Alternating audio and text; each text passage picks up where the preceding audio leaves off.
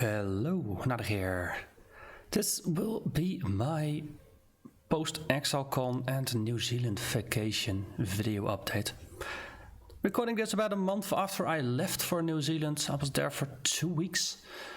After that, I recovered from jet lag, sorta, kinda, and while I did not get the infamous conpox, as people call it, getting sick after attending a conference.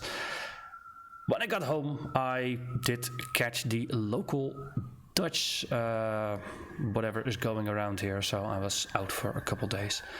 So, feeling better now, so this is a good time to just look back on 2 very fun weeks in New Zealand. So, vacation roughly, it's a day at the beginning and the end of just flying, because New Zealand and the Netherlands are far removed from each other. Total airtime is about 22 hours in 2 hops of about 10 to 12 hours, depending on how you fly. On the way there, I went via Shanghai. On the way back, I flew via Hong Kong. In between flights, I spent about 3 hours at the airport, which on the way there was definitely needed. On the way back via Hong Kong, everything was smooth, and I spent a lot of time just waiting at the airport for the next flight.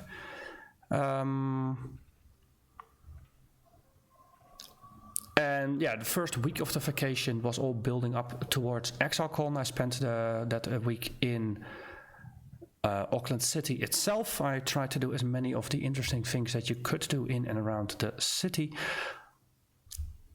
Over 1,000 people flew from the entire world to Auckland City to attend Exilecon. There was also a lot of locals that showed up kind of at the last moment. But there was definitely enough of an influx of people wearing very recognizable Path of Exile shirts, or that would recognize your Path of Exile shirt, that as the week progressed, more and more people came in town, and the group of people that just met up got larger and larger. There were 2 dedicated Discord servers just for people trying to find groups and do things together. So using that, the first week was a very nice social experience. Met a lot of interesting and nice people. That's just one of the common threads. Almost all the people I met were really nice people. Turns out Path of Exile players, pretty good folks. Developers of Path of Exile, also pretty good folks. Second week of my vacation was after Exilecon, so I set out solo self-found as I was intended. So that includes a 3-day trip down to Rotorua, which is 4.5 hours inland to the southeast of Auckland. Then back, and then the last weekend in Auckland, and then flying back again on Monday. So, the first week, I took pictures, I took videos, but because a lot of the time was more social time, or while at Exilecon, I was mostly just immersed in getting my mind blown, because holy smokes, they announced a lot of good stuff there. So there's going to be less pictures and stuff of the first week, but I'm kind of overcompensating because the second week I took about 200 plus photos per event I attended, and I tended to do it about 2 or 3 things per day. So there's a lot of pictures, which I'll start cherry picking it once we get there. But at first there's some sparse photos, so we'll just focus on the things one at a time. So without much more ado, let's switch over. Also, warning, this is going to be long, this is going to be rambly. You know me by now, you know my style. Let's dive into it. Okay, so we all start at back at Sunday 10 November. Local time, 5:15 is when I am supposed to fly. So I was there at 1 in the afternoon, more than 4 hours before I was flying. The gate was not even open for another hour, but I was on time, because I've missed a flight before. That was not a good experience. For an intercontinental flight, I definitely did not want to repeat that. But luckily, security, which is what I marked over here, Waiting time is only 5 minutes. It was incredibly smooth sailing. I've had to wait, or I've had security take an hour or two before. Really short queues, really nice. So I had some time to kill at Schiphol Airport, so of course I went for pizza, which there's a nice pizza place there, which I have made a habit out of just going for. So this was a nice pizza to just keep me filled up while waiting for the airplane. So this is actually a picture in Shanghai. I think it's in Shanghai. Yeah, because it's the Air New Zealand plane. I did not take a picture of the other one. But some of the pictures I've been, but at first I just took pictures and I figured, it may be useful to have like an album of photos. So I just grabbed all the photos I'd taken up until that point and put them in an album. And I sort of kind of forgot to add all of them. So there might be some missing. So in this case, now you see the picture of the second flight, but not of the first one. But it's an airplane, a Boeing 777. It's big, but it's not terribly big. I mean, it's only a single level. It's not a double-decker. There's about 75 rows of people, so there are still a lot of people, especially in the economy section where I was like 8 people or 9 people adjacent to each other in 3 blocks of 3. I spent 11 hours in this bucket. It was a long flight. I had an iPad preloaded with a lot of Netflix. I survived. So the first bit, I was overland from the Netherlands, which is somewhere off the chart, all the way. I think we had a more northern route, so it's all overland.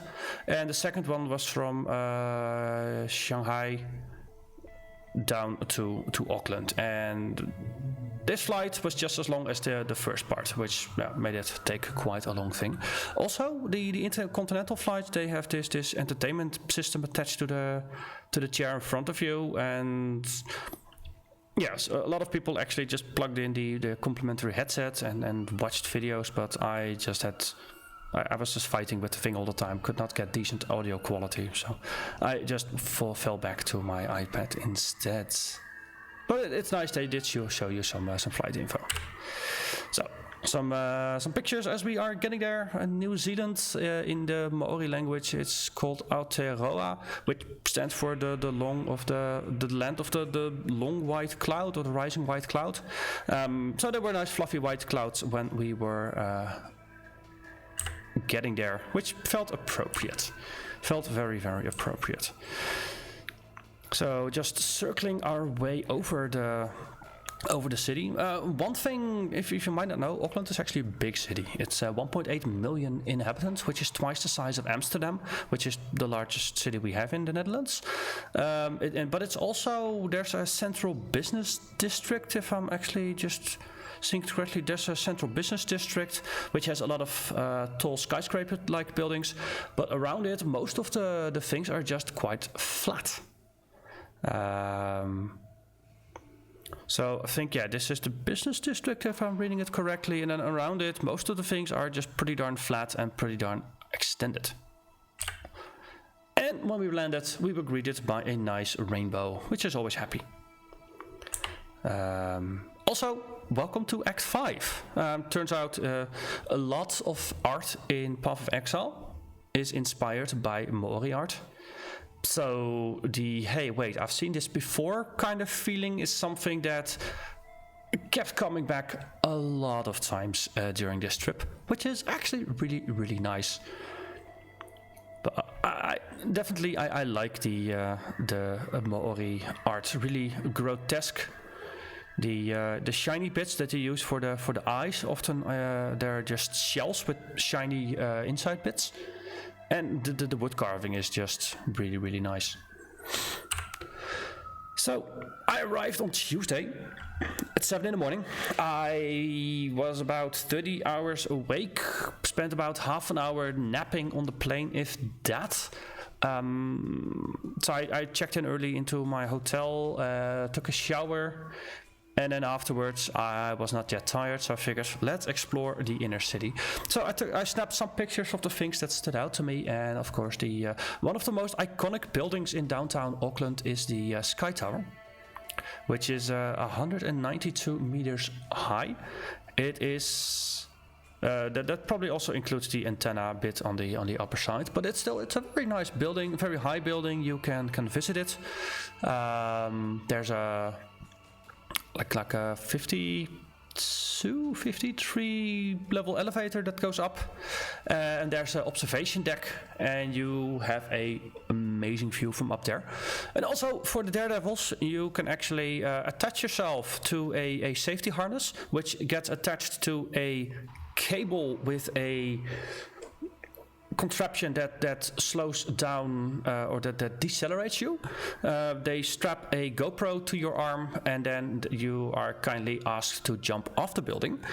And then 11 seconds later, you're down at ground level, and you have an incredible adrenaline rush and really nice video of what you just went through. Spoiler alert, I did it. It was awesome, though. Yeah, the first couple seconds I was not entirely amused. After that, I kind of leaned into it and just enjoyed the hell out of it. But we'll get to that once we chronologically get to that. So the morning itself, when I got here, as you can see, there's a bit of blue, there's a bit of clouds. It was actually sort of kind of a rainy day, which was actually not a bad way to get greeted there. Turns out I only had like 2 or 3 days with some rain. Most of the other days were actually really either sunny or just a bit overcast, but generally fine. Also, 20 to 23 degrees Celsius was sort of the temperature range that most days fell into, which is when I left in the Netherlands, temperatures had just dropped down to 5 degrees Celsius. So it was going from like late autumn back to early summer. It was amazing weather-wise. Another thing that stood out to me, there's a shop here called Farmers, and they have a really, really big Santa Claus with some rainbows, reindeers attached to the building.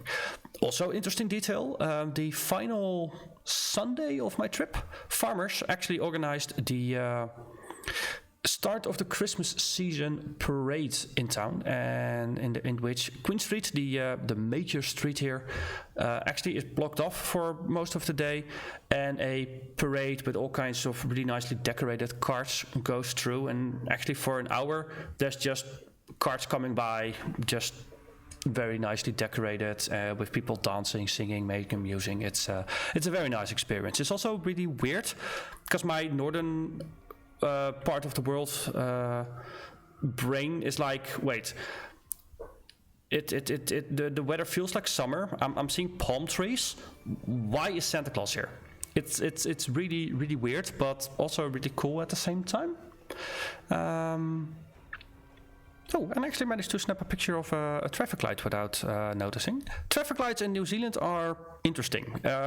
Also something I had to get used to a little bit. So back home in the Netherlands, now if you can't pass, the light is red. If you can pass, the light below it is green. And it's physically 2 different lights. In New Zealand, they have some interesting other systems. If nobody cares about crossing, the light is just not on. So if you press the button, the light actually goes to red to indicate, no, you can't pass, but someone has expressed interest in wanting to cross. Then at some point, the system decides, hey, you can cross now. So it goes green briefly. I think it goes green briefly, and after that it starts to blink red to indicate hurry up. And if you're lucky, then there's a timer below it that actually counts down for how long you can still pass, after which you really should not pass. So if you see like a 6 seconds, then it's like, okay, can I get to the other side in 6 seconds? If so, you can cross. If not, well, wait for the next turn. So that was an interesting system that slightly different from back home. So that kind of confused me. I actually ended up stopping for the first day or two. I ended up stopping for a lot of blinking red lights because my Dutch brain was like, it's red, I should not pass. Well, other people were passing, but eventually I caught on. That's a nice thing of visiting other countries. You see other ways that they're doing things. Sometimes it's better, sometimes it's worse. Most of the time it's just different, which makes it interesting.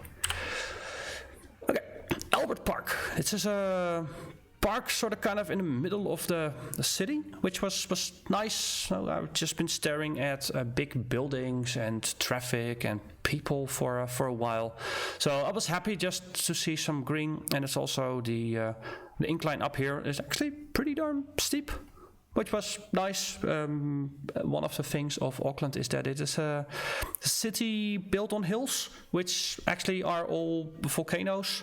Most of them not actually all that active anymore. Most recent one is Rangitoto Island, which came out of the ocean 600 years ago. But for the rest, most of them are pretty darn asleep, and we just have a very nice, lovely, hilly countryside that is good for exercise to walk through. So Albert Park has a lot of different types of trees, and they just basically planted a lot of trees to see what would stick. They did it in multiple places in New Zealand, which actually ended up with New Zealand's one of its main industries actually being lumber, which is nice. They experimented a lot and found out, well, if you got volcanic soil, trees actually do grow there.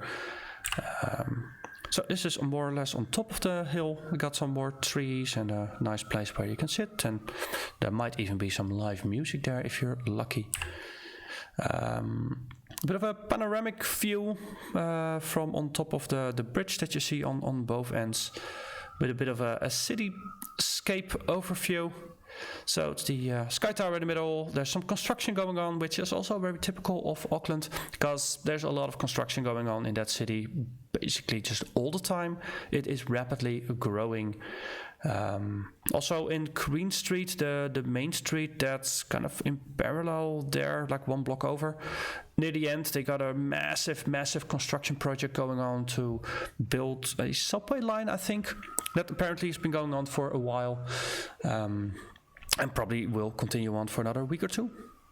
Also, there's buses. Buses are the main transportation between cities, it turns out. There's some airplanes as well, but yeah, if you're doing it more on the cheap, buses are the way to go. Coming from the Netherlands, we have a very robust train network in the Netherlands. So my first inclination when I was in the city was like, okay, how do I get from the airport to the city? What train do I take? Well, turns out you take a bus, you don't take a train. Well, as I said before, different countries, different habits, and it turns out buses are actually pretty good because it's definitely easier to put down roads than rail tracks in hilly countryside. So a bit of a weather forecast. There was some rain, but for the afternoon, weather would get better. Also, it turns out weather forecasts in New Zealand, they're valid for about 5 minutes, because after that things can change. So rain was pouring down, so I figured let's do something indoors for the afternoon. So I went to the art exhibit. There's an art gallery which had a section on Maori art. Some of that you see here. And this is actually a young chief getting his facial tattoos. The facial tattoos carry quite some significance. There's the left side, there's the right side. One side is for your father, one is for your mother. Basically, almost your family history, your personal life's history, your status, your job. It's basically a passport that just gets tattooed onto your face. And the more important you are, the more tattoos you have. And for men, they're more elaborate than for women. For women, I think they're mostly just below the lips. For men, as you can see, it can get quite intricate. It's also an interesting picture. I think this is one of the most famous pictures in New Zealand, or at least the one that catches the attention. And it's Yeah, because it's a people of normal it's a picture of normal people, or a painting of normal people in a time where most of the paintings were about saints and all kinds of not normal people. And this is from the Victorian age, when, well, plague and stuff like that were more common. So this is burial of a child. But also some of the things are like, no, the children, their complexion does not look very healthy. So it's the artist also signaling like, yeah, you know, the one in the coffin is not the only one that is gonna not survive this thing. So there's a bit of grimness to it, but yeah, it is interesting nonetheless. Sky Tower again, but from slightly closer up. Breakfast. So this is the second day, because yeah, breakfast. I snap picture of a lot of things, some more whimsical than others. So these are hash browns, the triangular things. We don't have those in the Netherlands. I had them first on the plane. I had them at the breakfast buffet here. I like them. They're crispy on the outside. They're potatoey on the inside. They're nice, and some pancakes, some other good stuff. It's fairly standard-ish English breakfast, I think, with some juice and some coffee. So, second day, after a bit of a rocky sleep schedule thing, still adjusting, was to head down to Mount Eden. Figured, no, weather forecast was pretty decent. Let's start the day with a hike. It was about 8 o'clock, because I woke up way too early. So it's about an hour to walk there. It goes up about 133 meters. So it's a nice casual walk. So I saw some birds, because there's a lot of birds in New Zealand. A bit further up, I think this was actually on a bridge that was spanning over these two highways, and I've just kind of jammed my camera in between to take a nice picture of downtown. Just a bit of the harbor district. In the back there is Rangitoto Island, I think. That's the biggest volcano in the Auckland area. Mount Eden is the second biggest one. And there's some green stuff. And I think there's actually a cemetery below the trees here, if I remember correctly. And again, there's just lots of different sort of tropical looking trees to my eyes, mixed in with some very common trees, which, yeah, it's very interesting. My brain had some difficulty just mixing those two. Another bridge, another panoramic shot, hence the bridge being on two sides. I like nature. That's something I definitely affirmed while in New Zealand. I definitely like nature a lot more than I actually thought I did. So that's something that back home I probably should put some more into effort in as well. The nice thing about vacations and going away is also there's just taking some time for yourself, thinking about what you want to do with life. So it's a little bit of soul searching as well as a vacation, which is nice. And again, it's here the combination of some nice greenery and some greenery with the cityscape in the back, and a big church over to the left here. Just another typical street view, and as you can see, the buildings are lower here. Some cars passing by. They're driving on the wrong side of the road. From my perspective, again, it's also interesting. But in the back there is my destination, Mount Eden, behind the buildings.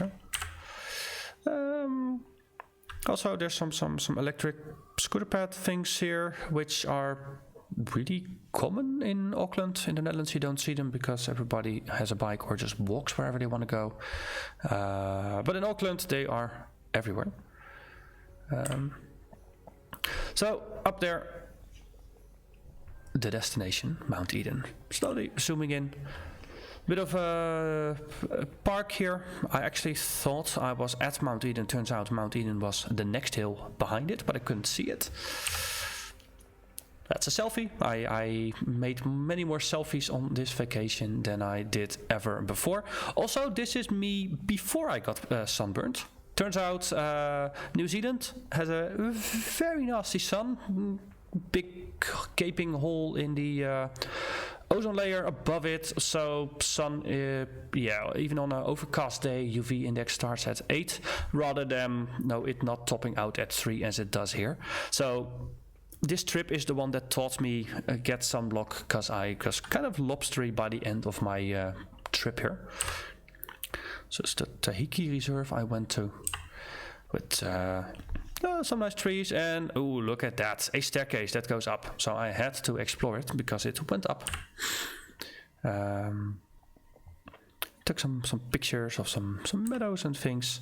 Slowly just going further up, taking some pictures of the view I had from up here, because that's a nice thing about being elevated. You can see further and you can discover places.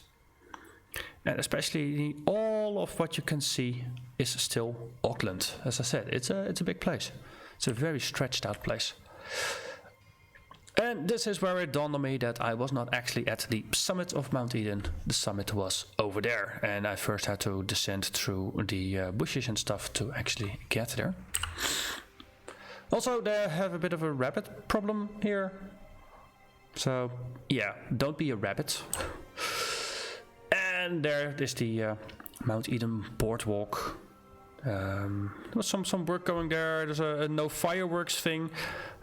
Apparently there had been a fireworks related fire week or so before I got there. So yeah, now they're kind of cracking down on that. So getting closer.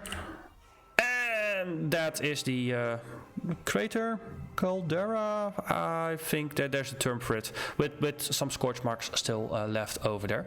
So I think technically that's the highest spot, so I've gone there as well.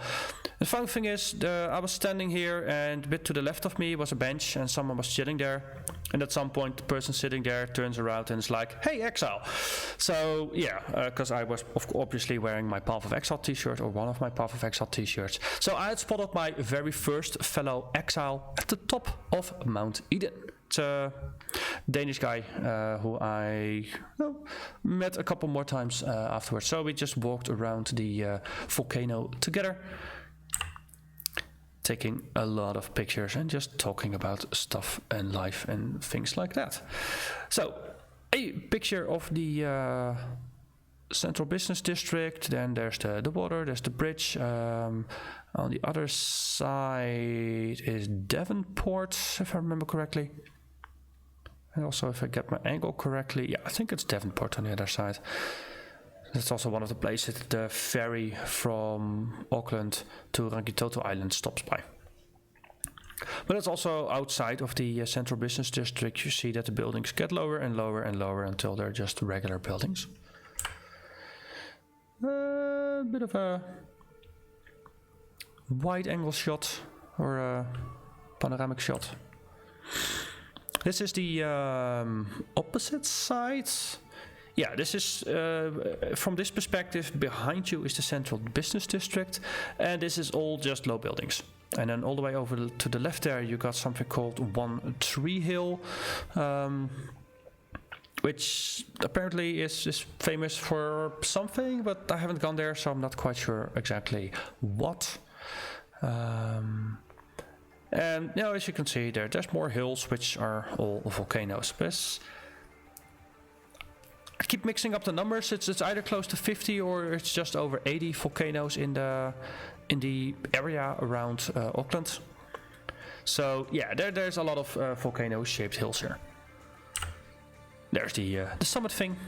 Actually didn't figure out what the purpose is of this, because not really doesn't make sense as a signal fire or something like that.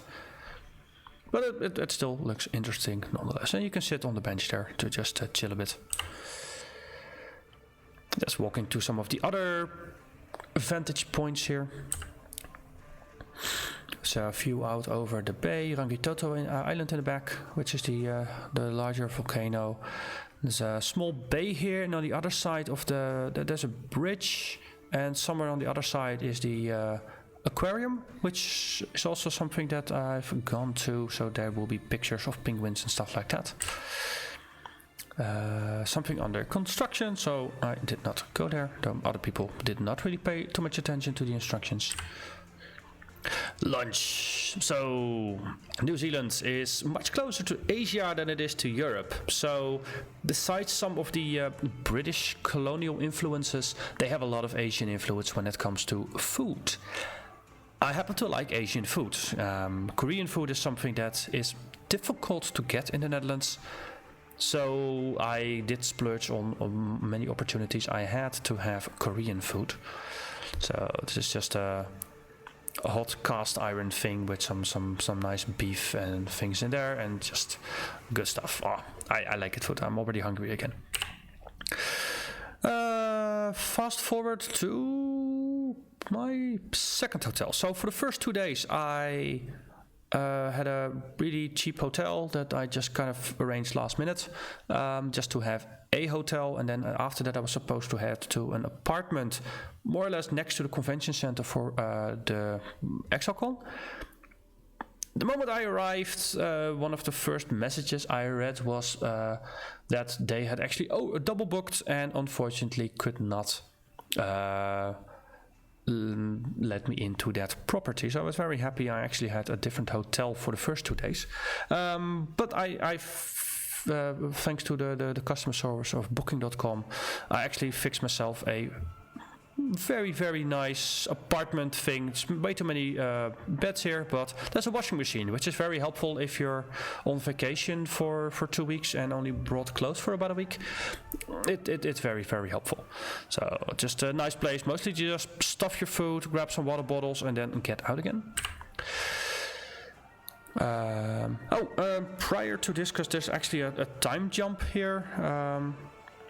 The day before, after the Mount Eden trip, after the lunch, after discovering I was kind of sunburned, we grabbed some sunscreen, put that on, went to the hotel, and afterwards met again, and then we met our second exile. And basically the group only grew from there, which is nice. There's a lot of exiles that just kept getting added to the party.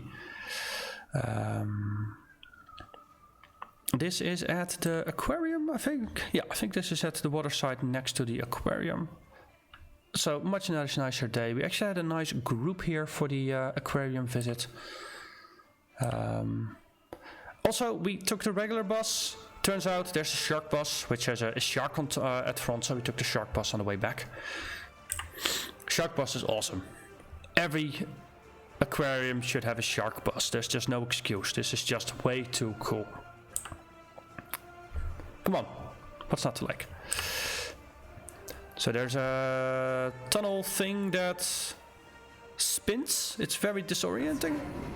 Also another Pharaoh exile. We had a group of 8 or so. But yeah, the tunnel is stationary, stuff around it is moving, but if you go through there, you really do get kind of woozy. It's kind of cool. It's a nice optical thing. Penguins, yeah, there's penguins. See, look at them, being all cute and penguiny. Yeah, penguin. This one is a boss. Looks like a boss, must be a boss. Also, this one almost looked like it was one penguin with 2 heads, but it's actually just 2 standing next to each other. Lots of penguins. They were hatching their eggs here, building a nest, lots of nests. Big penguin. You can stand next to the penguin. So started a bit of a trend there. Also, they had some Arctic temperature water, and it was like a dare put your hands in there for 30 seconds. So I kind of had to. Cool. Right, starting recording now. Go ahead.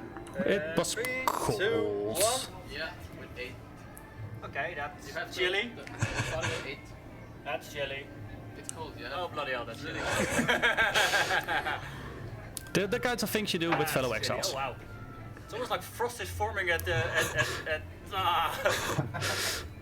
You're on 22 seconds on the recording. Fucking hell. Almost 6 seconds. They wouldn't do this if this was harmful, so See, reasoning my way out of the problem. But yeah, it was cold. Yeah, done. am I done? Yeah. Bloody hell. You alright? I can still move my hands. Oh, bloody hell. So yeah, that was me trying to be a hero. Something reddish. Big squids, really big squids. Giant squid even. Jellyfish. Just gonna go through this one a bit faster since there's a lot of pictures. Fishies. Manta ray. Oh yeah, this is from the tunnel where they had sharks. There's like a walking tunnel with sharks. Lots of sharks. And some Mori Tiki artwork in with the sharks. So that makes it even cooler. See here you can see the bit of the pathway we were through. So we were safe. No sharks could actually harm us. That one looks like it's munching on something.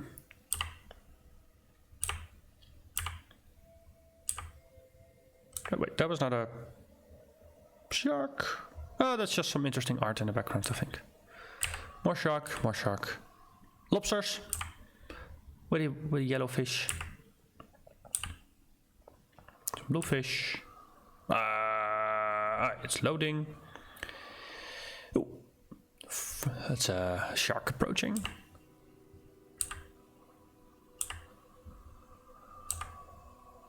Yeah, some of them are just better than others, more enhanced than others, better light sensors than others. They had eels in here. Apparently eels are pretty nasty, and they bite. So yeah, don't pet the eels. They don't like it. And they look kind of vicious. This is my most favorite fish of the entire aquarium. Just look at it being all quirky and spiky and sort of kind of cute in a very ugly way. See? Look at that face. It's happy. It's a very nice spiky fish. Even happier. And that's from the other side. That's more like a bluefish. More lobsters, more bluefish.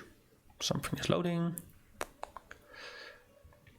So the photos, I all snapped them, and yeah, this is just the web version of iCloud photos, because I got all my recording stuff on my Windows system, and I got all the photos on iCloud, which yeah, sort of kind of works, but there's a little bit of buffering from time to time.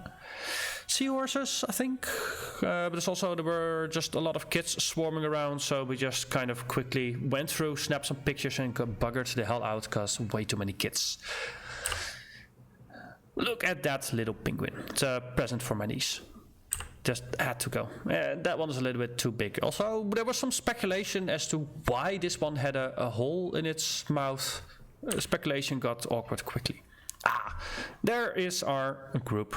It's a lot of folks actually that we kept meeting from time to time. That's a nice thing. Once you recognize a couple of people, you pick them out in a crowd and you say hi, and the groups keep reforming, and then you just wander over and the groups keep growing. So by the time the con is done, there's a lot more people that you are familiar with. So that's just all nice folks.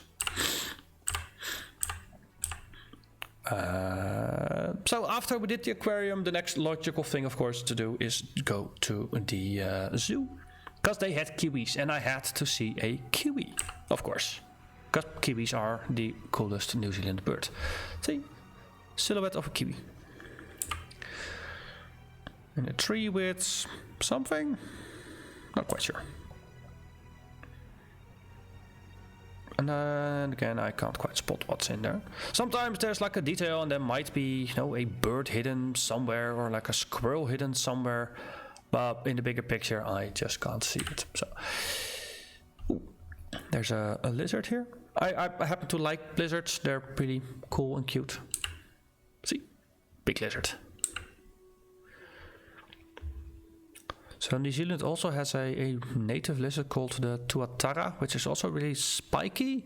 Not quite sure if this is one of them or not, but it's a nice lizard nonetheless. There was a parrot type bird in the back. And they had this enclosed space, which looked almost like a campsite, but then they had a random parrot in it, which was a little weird, but also kind of cool. It was just jumping from thing to thing and being really photogenic. Over to the next place that was kind of enclosed in nets with more birds, and again there's some more Bori style artwork, which is definitely a motif of that you keep seeing over and over and over again. More artwork.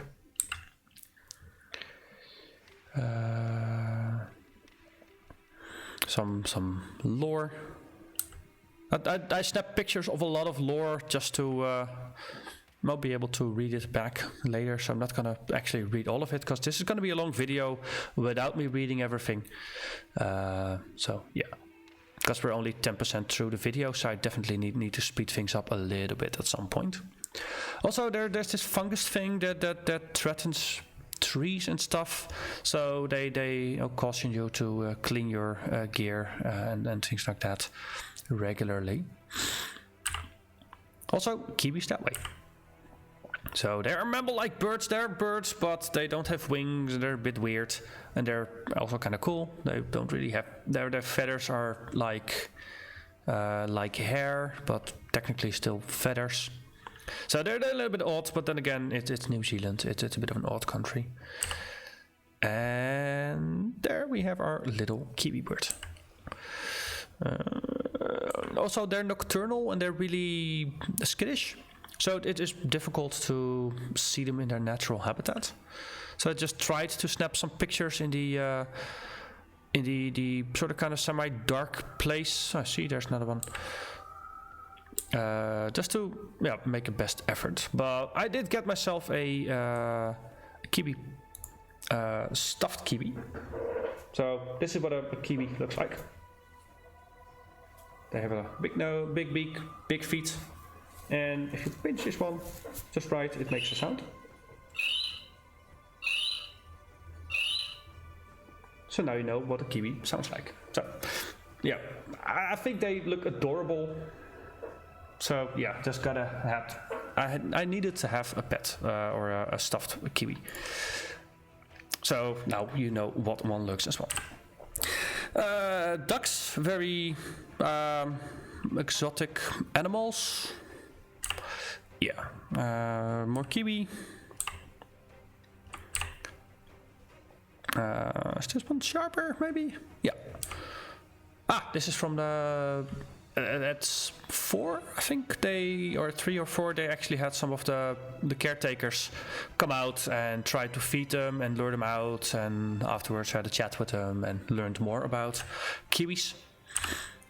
Turns out the kiwis are actually in the ones in the wild. Their numbers are declining. I think last year they had 76,000. This year they're estimated at 65,000. So they lost 2,000 kiwis.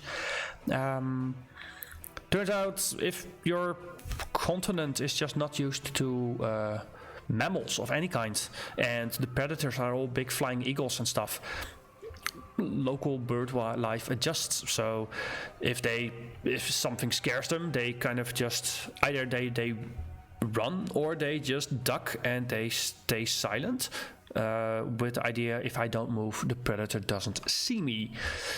Which works for eagles, but dogs, they can smell you and they will kill you something fierce.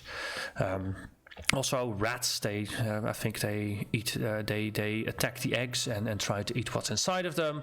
So in general, kiwis have a very low survival chance in the wild, like a 5% native. There's a 5% chance that a kiwi chick will actually make it to like 1 year of age. So they have this breeding program where they have no kiwis like these in the zoo, and the hatched eggs, they put the really young kiwis in really isolated places that don't have natural predators, that are pest-free, things like that, and give them a year to just grow up until they're old enough to fend for themselves, and then they put them out in the wild, so they actually have a bigger chance to survive, which is really cool. So I hope the kiwis will live longer. Also, some pictures definitely got blurry. Okay. So that's a big cat in a tree. Elephant, rhino, ostrich, more ostrich. You can see those in multiple zoos, so things get less exotic afterwards. Big turtles. Or tortoise? Yeah, tortoise, because they walk on land, and then it's a tortoise. If they're in the sea, I think they're called a turtle.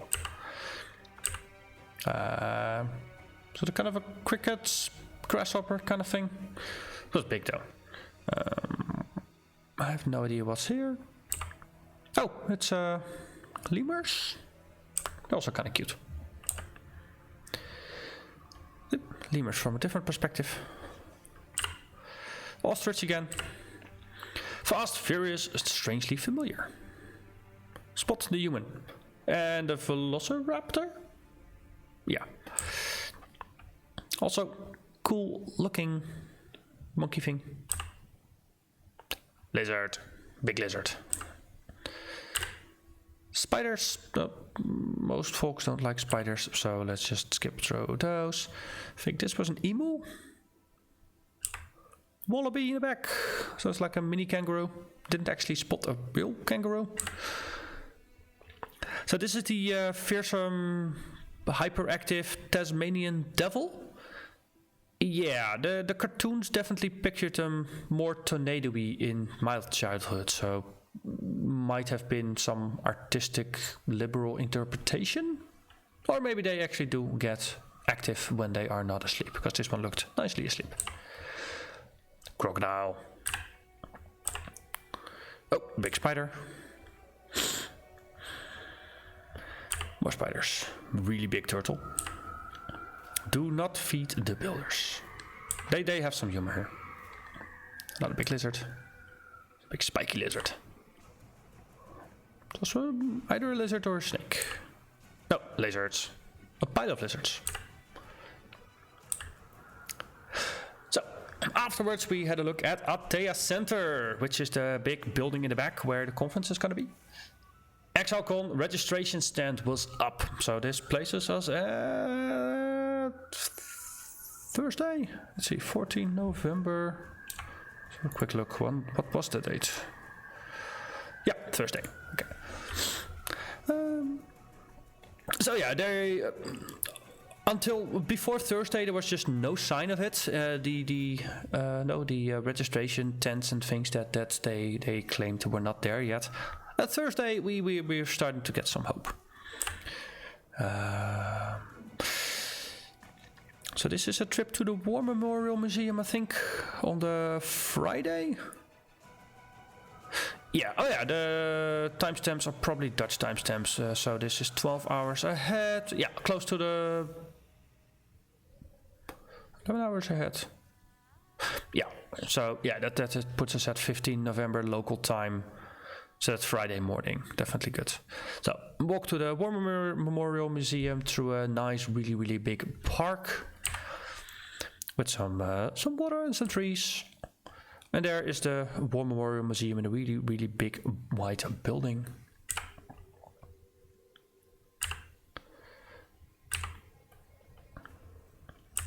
So we did a extended tour here of the museum, of the Maori cultural performance, and then some free roaming, and then afterwards back to the inner city for some Exilecon registration, picking up our merch and stuff like that. So it's a big stained glass ceiling with all kinds of flags on there. So there's a war memorial, it's a World War I memorial. Yeah, a lot of Kiwis also went there as part of the British troops and lost their lives. So this is just inscriptions on the wall with the names of all the folks who lost their lives. And this is basically just a mirror of the things you can see when you're in Belgium. Because in Belgium, in the places where the fighting was the heaviest, so that's around Ypres, around Passchendaele. No, the names that probably ring bells if you're slightly familiar with it. There's also really big memorials there with a lot of names of the people who are actually buried there, and these are the folks that got lost And some folks still manage to get identified even now. So they go from being unidentified to actually identified, which is nice. Some closure for the relatives or the 2 or 3 generations later that might still be wondering what happened to their ancestors. More Maori art. Airplane, I think this is a Japanese Zero. I read about them. I think they were used. There was something about them, but currently I'm not quite actually picking up what it was. More Maori chieftains. Also the facial tattoos, the original ones, they were actually scarred into your face rather than just done with ink. So definitely was more painful than modern day tattoos. Some armor from back in the day, mixed with some art that would be right at home in Act 5. This is a trail of how the Maori got to New Zealand. So you got New Zealand down here, with Northern Island, Southern Island, and Auckland is roughly over here. And the New Zealanders are Polynesians, which are mostly the folks that settled all these little islands. And New Zealand was settled 700 years or so ago. Before that, it was just not inhabited by people.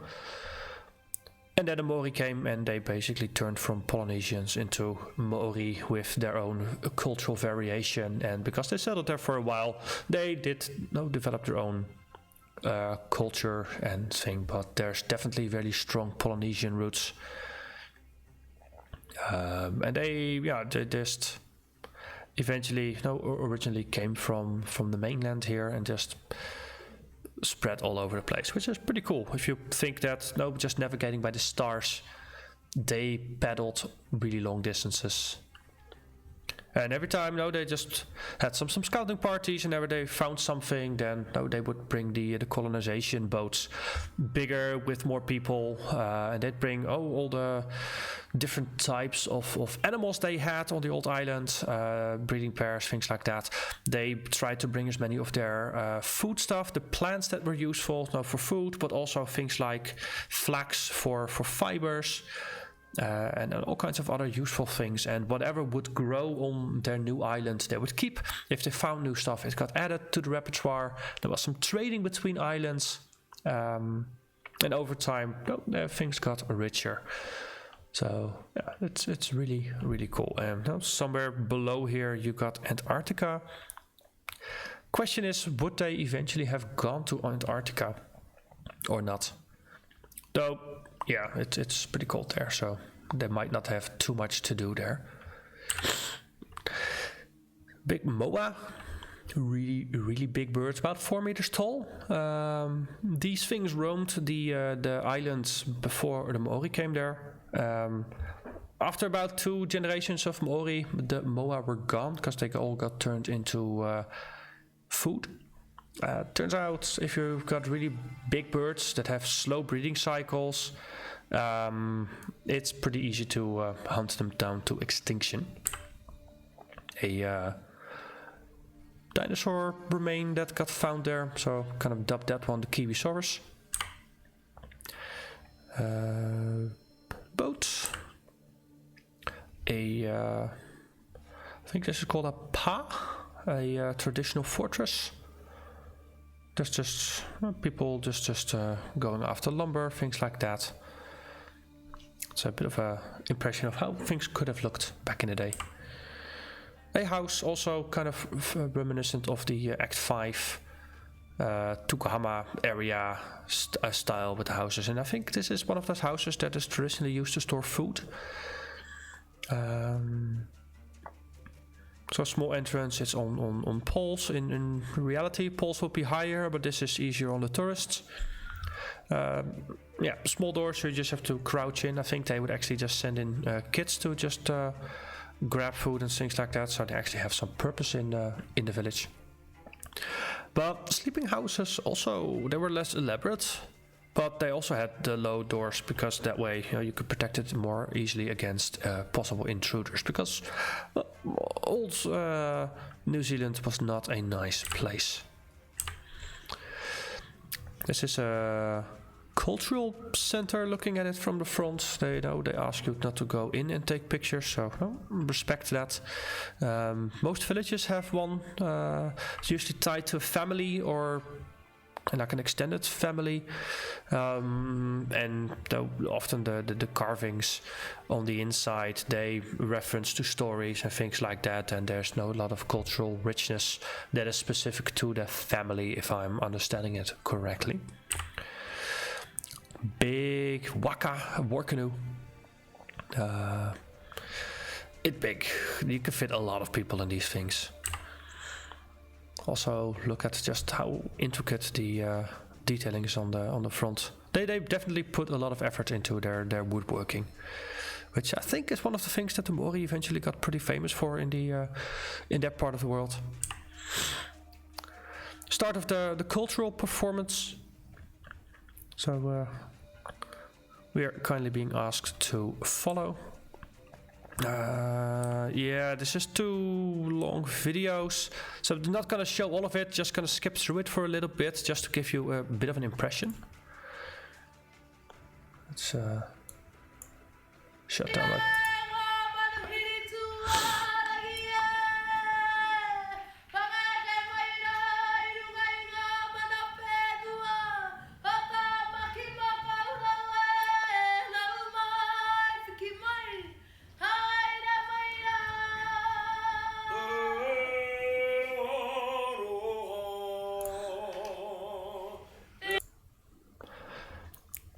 As I said, just skip through it a little bit. I've gone to 3 or so of these performances, and at some point you do start to spot some patterns, but it's still cool to see every single time. Or maybe just go to the next one. So guitars, once the English introduced them, they kind of picked them up and introduced and added it to the repertoire. But yeah, so let's skip it. Another airplane. Rock music. You strike a rock with a hammer, that makes music. That makes it rock music. I love geologist jokes. They're funny. Also, they had a broom thing set up where they sort of illustrated what would happen, how it would feel or look if another volcano would rise up out of the bay. So this is a bit of a view of the bay, and at first it was kind of interesting and tame, and they had like a news show on the TV. But then things got a little bit more intense, so I grabbed my camera and recorded the last little bit. And the house was rocking and things like that. Lights were blinking.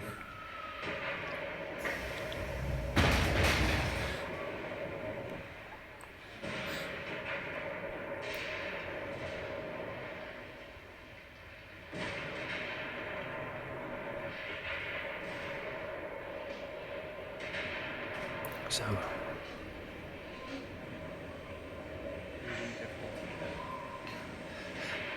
big pyroclastic cloud coming in front of it.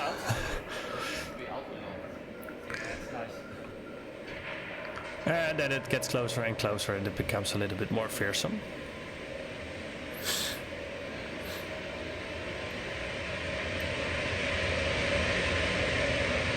And then boom, your house is suddenly worth a lot less. So it was nice just having that in the museum. As my part of the world, we don't have earthquakes, which is very nice, but it also makes it interesting to actually experience some of it. So took the scenic route back to the city center. City center. Lunch. It's a Korean pancake with, I think it's with ham and pineapple in it. Exilecon registration with more people. So it turns out we gathered about here, so we just kind of walked into the registration queue, and then afterwards I figured out, oh wait, the VIP queue is over there in the back. So yeah, could skip there and just go through quickly. But figured I'd snap a picture just to give you an impression of just how many people were there at the early hour. Oh, yeah. Now we get to the sky jump, which is a jump from the tower. I think I mentioned it. Yes, the sky tower. So rather than doing some of the random photos, let's just do the very nice video impression that they made for me. So that's the thing that we did after registration, walk through town, go to the sky tower, and then after that there was the dinner, the VIP dinner. So let's do that, because the video montage of the sky jump is actually pretty cool. 3, 2, 1. 2 minutes on Wish.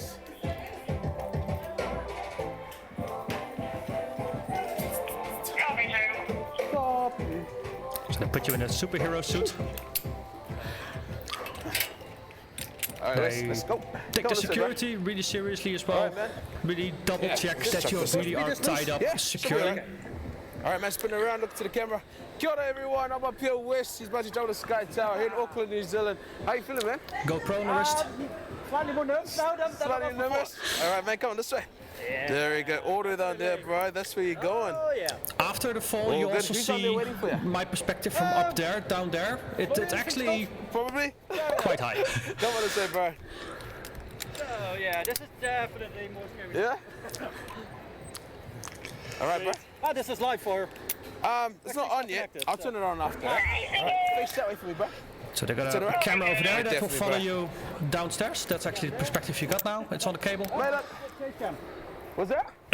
Back up. Yeah, so that cam will follow you down, okay? So you can look at that cam too if you want to. Yeah. Or you can look at this one.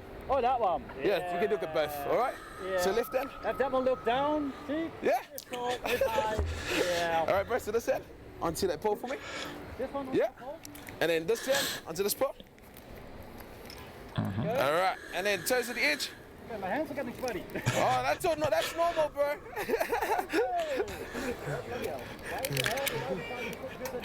You got this, bro.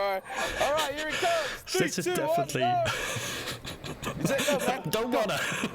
Just let go. You ready? 3, 2, 1, go. There we go.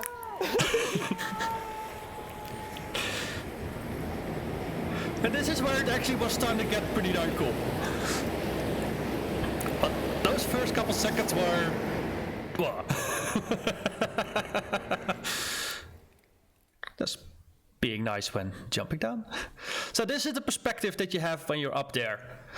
It's definitely...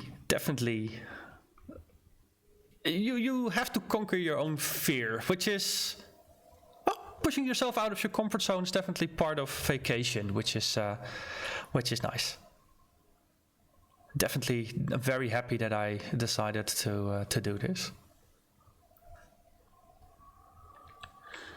So, yeah, that's it for the video.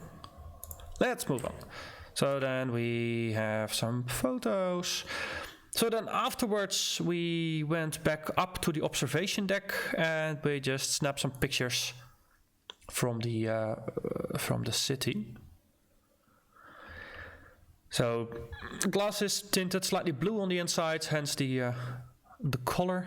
It was not actually that outside. So Central Business District, I think this is actually the Albert Park that I showed at the very start of the video. The Harbour, Aquarium is on the other side, Rangitoto, Devonport. And just slowly going through. Down there you got Atea Center, which is the little tents where the Exilecon registration was, with the badge pickup and things like that. So it's next to it. And then in the back you got Mount Eden, One Tree Hill. It's definitely not a big city. It's all the things were in walking distance if you're slightly used to walking, and if not, well, there's Ubers and you can spend your money on that as well. Looking in a different direction, and as you can see, you go to just regular small buildings pretty darn quickly. Bridge with a lot and lots of boats. Harbor. Another straight picture of the jump. The timestamps on the pictures I got from them were a bit wonky, so hence them being out of order for a little bit. Okay, so next day, Exilecon, and as you can see, I don't have a lot of pictures of Exilecon. Exilecon was, it was mind-blowing, but it was also jam-packed with really interesting talks, and there were actually multiple tracks. Let me have a quick gander at my stack of leaflets. Should have been more prepared, but well. No, I don't have my Exilecon schedule leaflet next to me. So then that's okay. But basically there was a main area track where a lot of talks were, but outside of that you had the streamer track where there was just lots of streamers doing interviews. Other places there were people handing out autographs or doing signing sessions or whatever you want to call it. There were demo stations where you could play Path of Exile 2, as the new name for 4.0 is. You could play the mobile version of the game. So, and of course there was the Exilecon card game that you could play at the convention. So there were so many things to do, and it's just not enough time to do all of it. So I figured some things would be streamed. And all the things that would be streamed, so such as the live recording of Bayclast and some other interviews with and things, I could always watch them later. So that would be easy to catch up on in the evening or on the flight back or whenever would be relevant.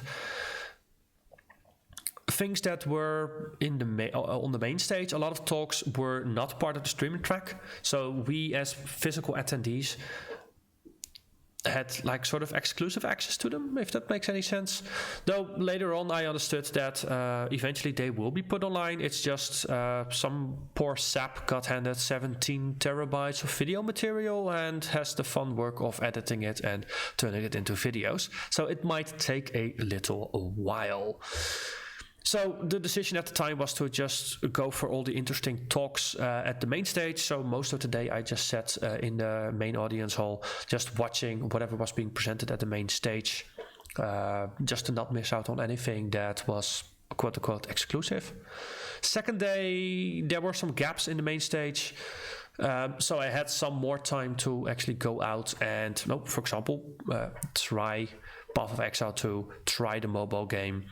At the end of the first day, I actually got my chance to play a little bit of the card game.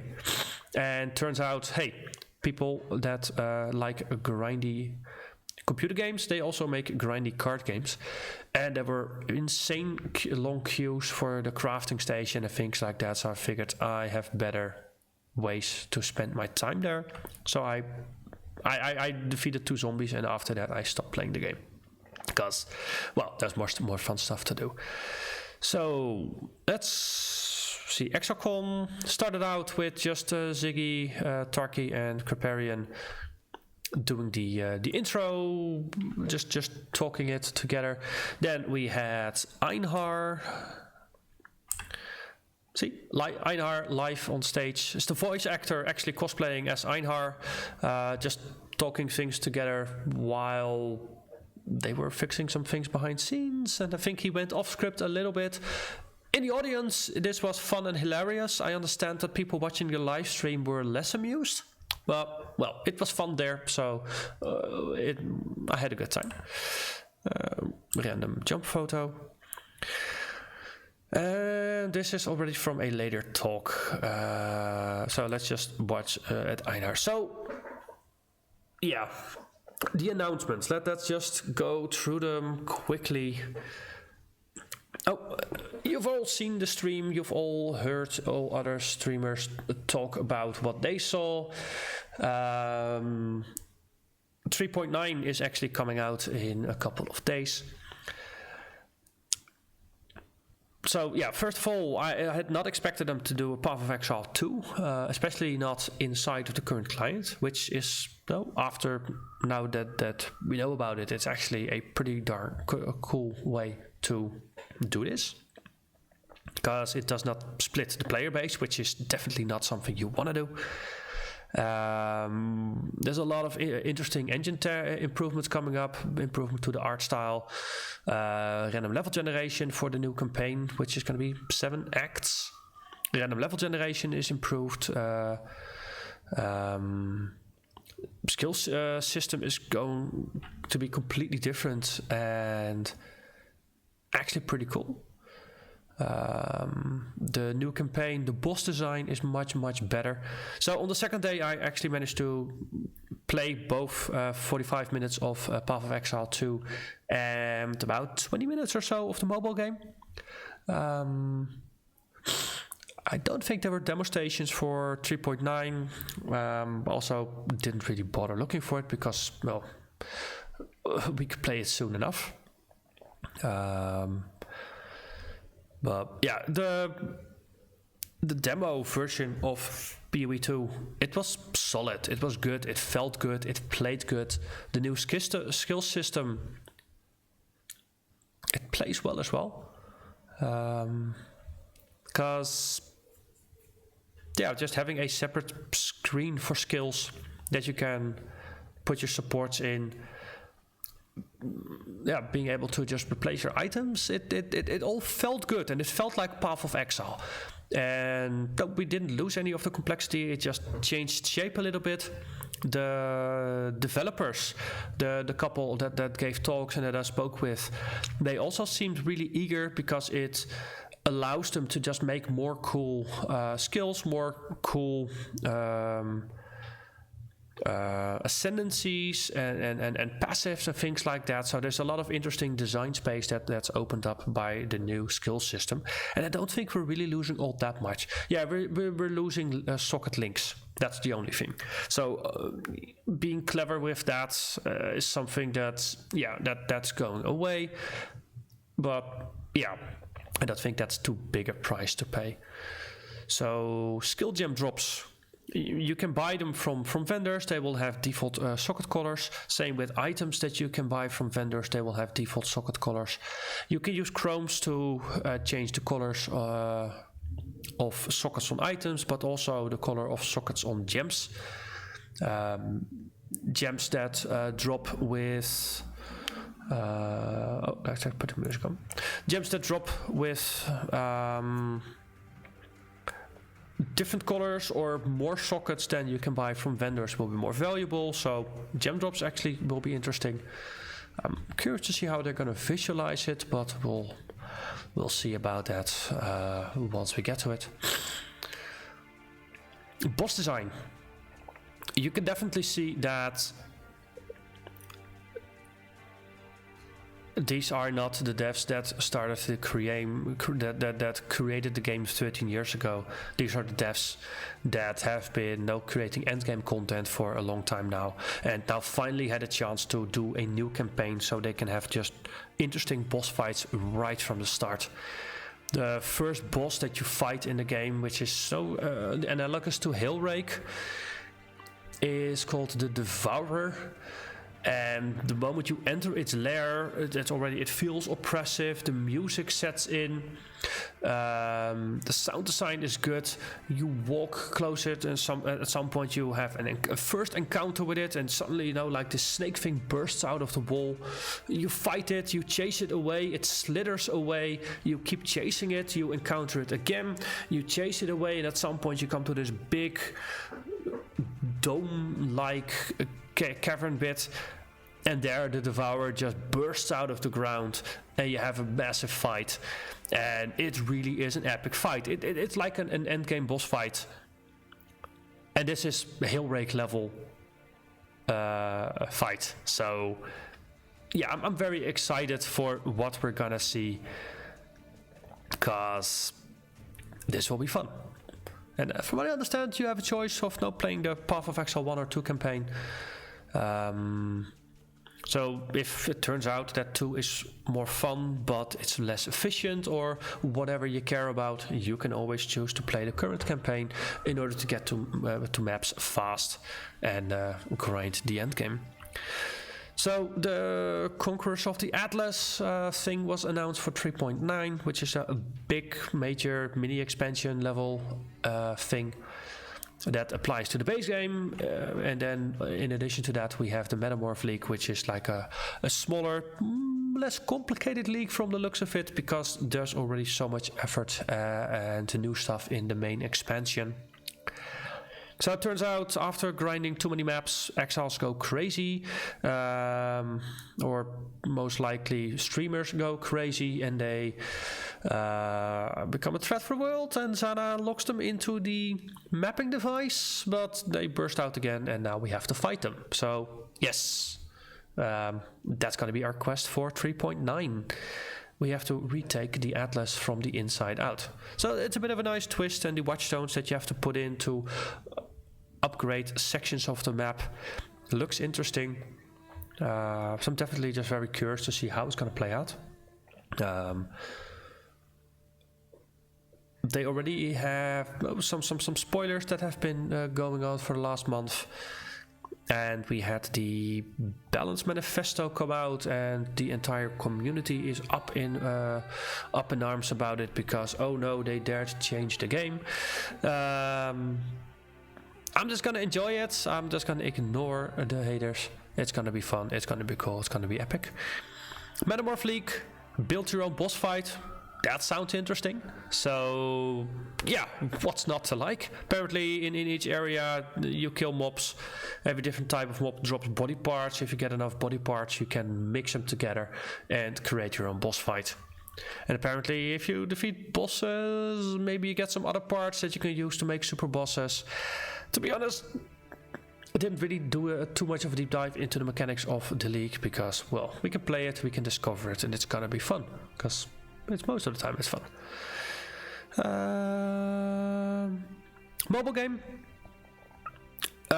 Especially when watching the trailer, most of the people in the audience were like, haha, nice joke, nice reference to Blizzard messing up with Diablo Immortal, don't you guys have phones?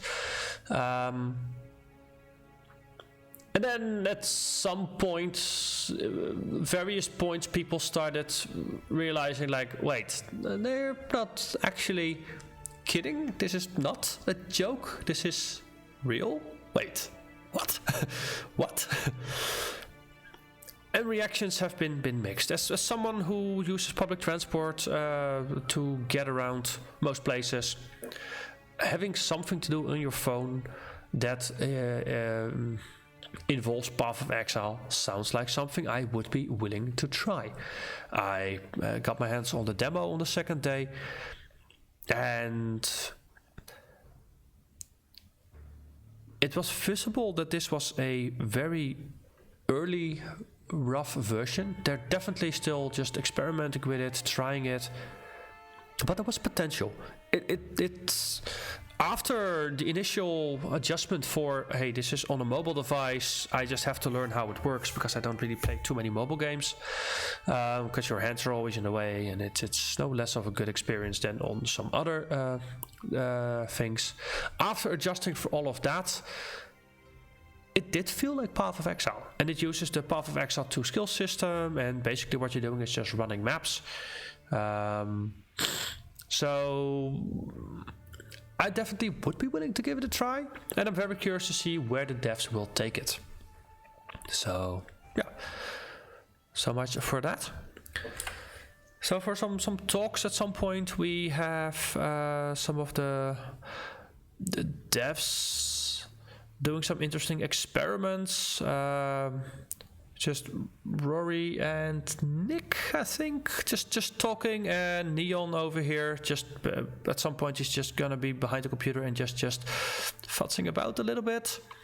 And at some point they're like, wonder if we can show 9,000 projectiles, and that kind of froze the game that was just running live here. it was glorious. It was interesting. It was glorious. It was also amusing as hell. Took a picture with the creepy looking wanderer guy that's waiting by the tree with dead people.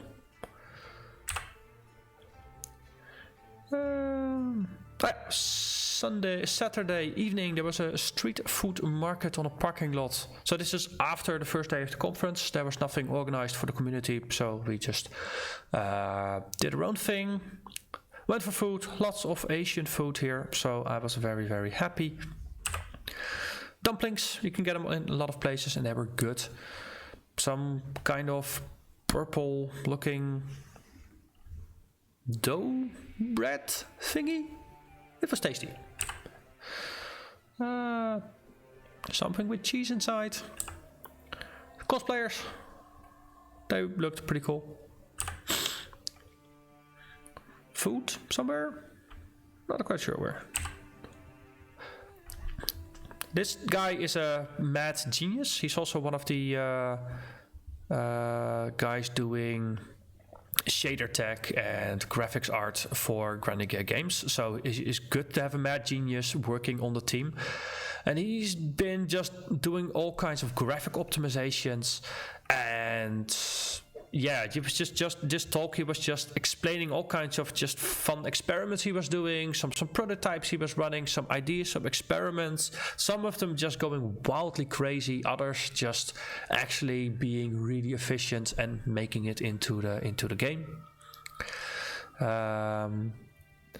Also, probably if you go to the video, you can find his channel and you can see more of the stuff he's done, because he actually demoed quite a number of interesting things. But there's just a lot of optimizations that are thanks to him. So he did a good job. Riker, the known guy from the Diablo world, he branched out into the wider action RPG world, and he had the honor of interviewing the developers of Blizzard North. So that's David Brevik, Max Schaefer and Eric Schaefer. They're the guys who founded Blizzard North. They created Diablo 1 and Diablo 2. So that makes them responsible for many hundreds of hours of how I spent my time in my earlier childhood and teenage years. So yeah, it was just very nice just seeing the interview, seeing them. They're just really nice, chill guys. And Riker is a good interviewer. I think he's got a background in computer games journalism. So yeah, it works. It was nice. Oh, a bit of a bigger picture of the streamer stage. Some behind the scenes. No, a camera rail, desk with a computer, a couch in front of the big tree that actually went up for 3 levels. And there's Jonathan Rogers, the technical director, I think being interviewed by Riker. From what I heard from the speaking with streamers later, apparently this setup was less than ideal, because the goal for a lot of these setups was that one person would be playing the game, the others would be observing, and then using that as a conversation starter. Problem was, there was no way for people on the couch to really see what was happening on the screen. So it often turned into the person behind the game being more distracted, or having to multitask heavily, being between, on the one hand, trying to figure out how this new game that they probably didn't play yet, how it worked, and on the other hand, trying to interview and entertain the other person on the couch. So that's one of the things that for a future Exilecon could do with some improvement, with maybe having the screens monitored or duplicated on like the monitors that were here as well. But it's interesting, just so many things went right. The decoration of the place was amazing. I mean, this tree, there's this art here, the entire place, it felt right. So yeah, this was definitely done well. So same position, just to the side. I think here's the entrance to the main stage. Behind there is some demo stations. So that means to the right here's some like a bar where you can get coffee and stuff. Stairs up to one level, and then there's another stairs up to another level. Coming up next, the racing finals. So that was also nice to watch. I've been watching a lot of the community organized Path of Exile races. It's very nice to watch. There's really good casters in the community, so it's really entertaining to watch. Despite me not being a clear speed meta, I can definitely appreciate and respect people who are really good at it. And if after Exilecon you saw the video that Ty23 recorded of the journey he took to go here and to actually win first place, that's dedication. That's just, yeah, respect for that. So Chris Wilson announcing it. Oh, also, no, speaking of Chris, especially the first video announcing Path of Exile 2. Afterwards, Chris coming up on stage and him just choking up. No, it really shows that they're human. And it's easy to forget in a world where you're connected to a lot of other people and companies via the internet, to just assume they're faceless corporations and they just want your money and they don't care about you. But having been there, having met the people, having seen them react to things like that, they're people. They care a terrifying amount. And it's really touching just to see them react to the people reacting. It was really, really nice. So this was the stage where the finals were held. Everyone had their own computer, big screen in the back. The competitors, Ty Killer, Ty23, Waggle and Havoc. Ziggy and Race QT doing the casting from the other room, from the streamer stage.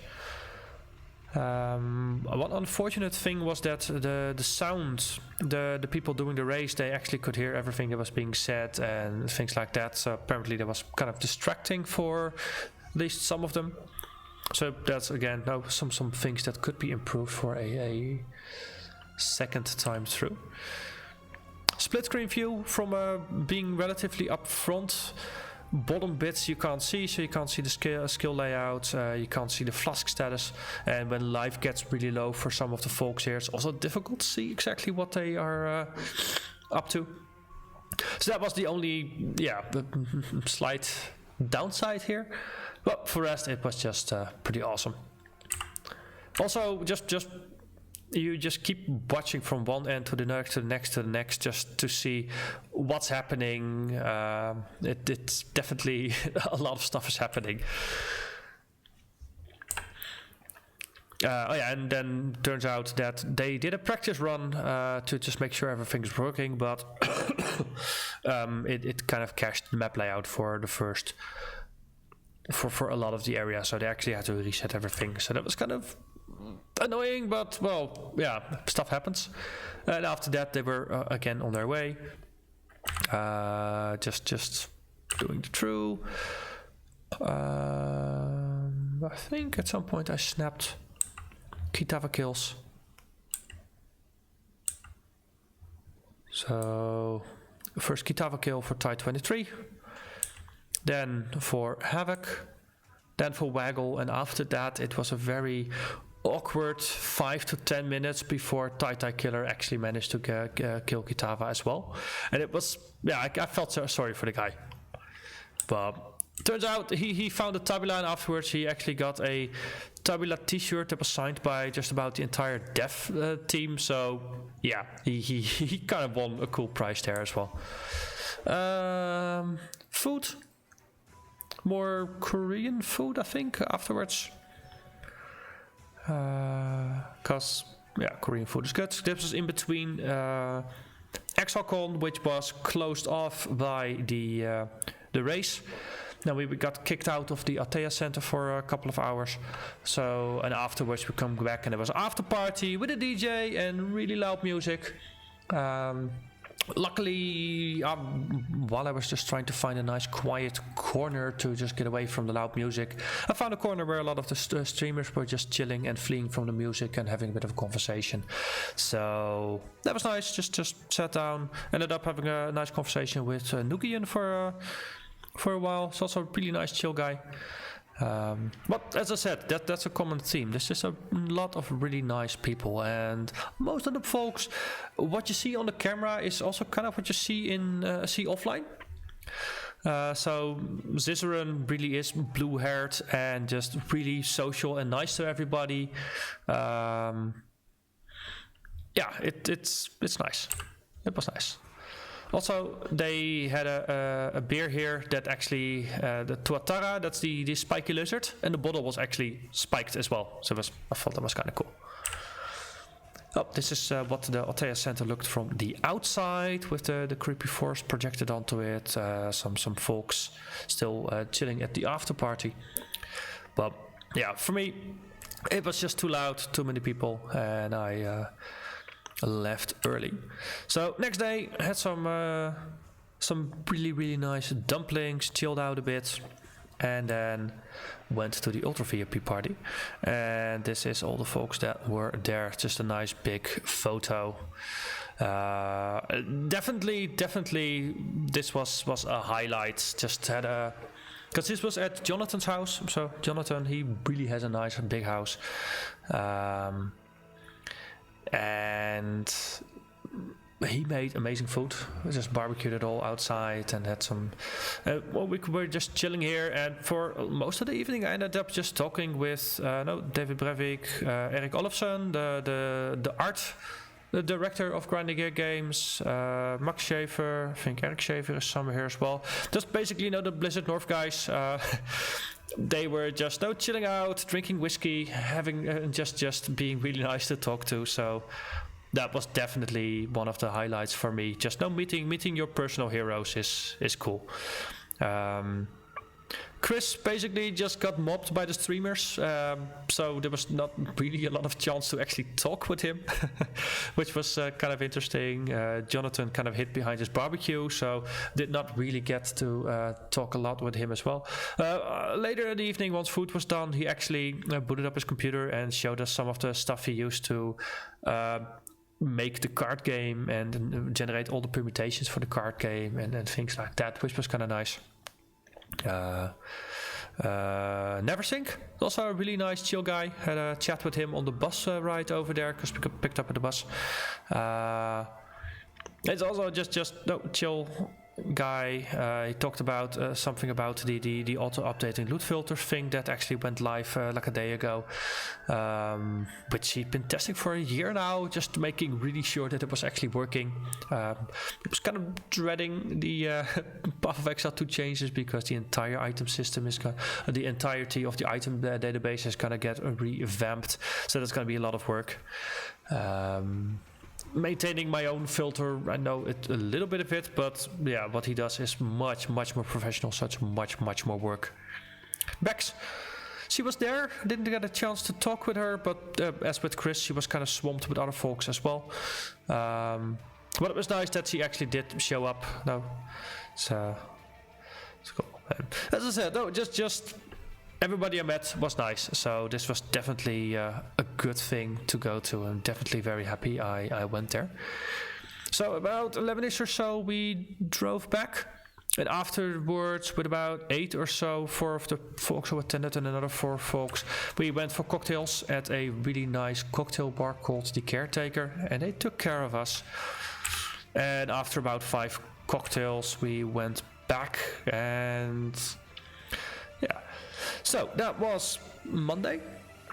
That basically concludes the first week of the vacation. So that's the entirety of the Exilecon bit. So the next day I grabbed breakfast at a really nice place called Esquire, where they had a really nice French toast. And then it was off to Rotorua. But first, cute little birds. I like cute little birds. They were just flying in, just eating breadcrumbs and then flying out again. It was nice to see, and it also happened quite a lot. Just chilling out a little bit in the city while waiting for my bus, and then actually on the bus, snap some pictures along the way. Just of the New Zealand countryside on my way to Rotorua. Oh, and actually this is already at Rotorua. There's a big lake, so that might actually very well be. So my motel room actually had a bubble bath that was warmed by Mother Earth. So 200 meters below, geothermally heated. This place, Rotorua, it's one big geothermal area. You'll see there's a lot of interesting geothermal stuff. So I went to the tourist information agency after I arrived there by bus, and I was like, okay, so I got two things that I must do that also require transportation, so those I need to pin down. One of them being a trip to Hobbiton, the other one being a trip to Waiotapu, which includes a volcano that erupts every day at 10:15. After I got there, I discovered that's because they actually manually activate it or induce it to go off every day. And there's a story behind it, so I'll go into that later.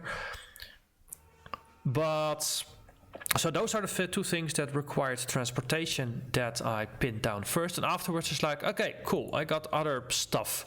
What else can I do? So there's the Maori village that I went to.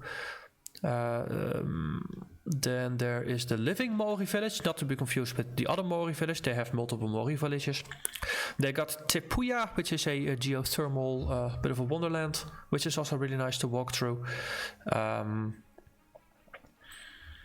Redwoods, they have a redwoods thing there with a you can actually walk through them at the 10 to 15 meters high in the trees. They have a path, and you can walk through the path, and it is really nice to do during the day, but it is also really amazing during the night because they got lights and stuff. So I did both, and in between I did a really nice walk in the area. And no brochure here, but I also went there, and that's to Whakarewarewa. Oh, no, actually that is the living Maori village. Okay, then I think all the places I went to in 2.5 days are here. So let's get to it. Oh, but first, ice cream on the first day because, well, they had ice cream. You gotta try it. So this is Lake Rotorua, and someone put their plane down there. So I was here at the late evening, so I figured, no, just wander through town a little bit before I go for food. And it was a nice sunset, so I figured, let's see if I can snap some pictures of the sunset. And at some point, the sun actually does set. So this is definitely the part of the thing where I take many more pictures, so I will speed through them a bit more. Local beer from the Rotorua area. Croucher had a nice art of some guy doing extreme stuff near a volcano. That was also a nice beer to drink. Also, if you're wondering why you take pictures of your beer, well, there's this app called Untapped, which you can use to track the beers you drink and review it, rate it, and I actually found it to be a nice way to encourage yourself to drink different beers, to discover new styles, to learn more about beers as a product. And so as such, it's a very nice way to just discover more beer. Another local one. Okay, so I slept, I woke, I quickly grabbed some food and some coffee, and then I headed off to Hobbiton at about 8 in the morning with the bus. So that is the Shire. It's a nice information leaflet we got. So this is a nice rolling countryside. A couple of pictures on the way there. It was a bit overcast, some darker clouds. We got a little bit of rain while we were there, but nothing too bad. I had my cap with me, my Path of Exile cap. Because yeah, there was a lot of merchandise at the Path of Exile at the Exilecon, so I definitely splurged on merchandise as well. But the cap was definitely very useful as well. So here we're slowly getting there, I think. Oh no, just more countryside, more sheep, more trees.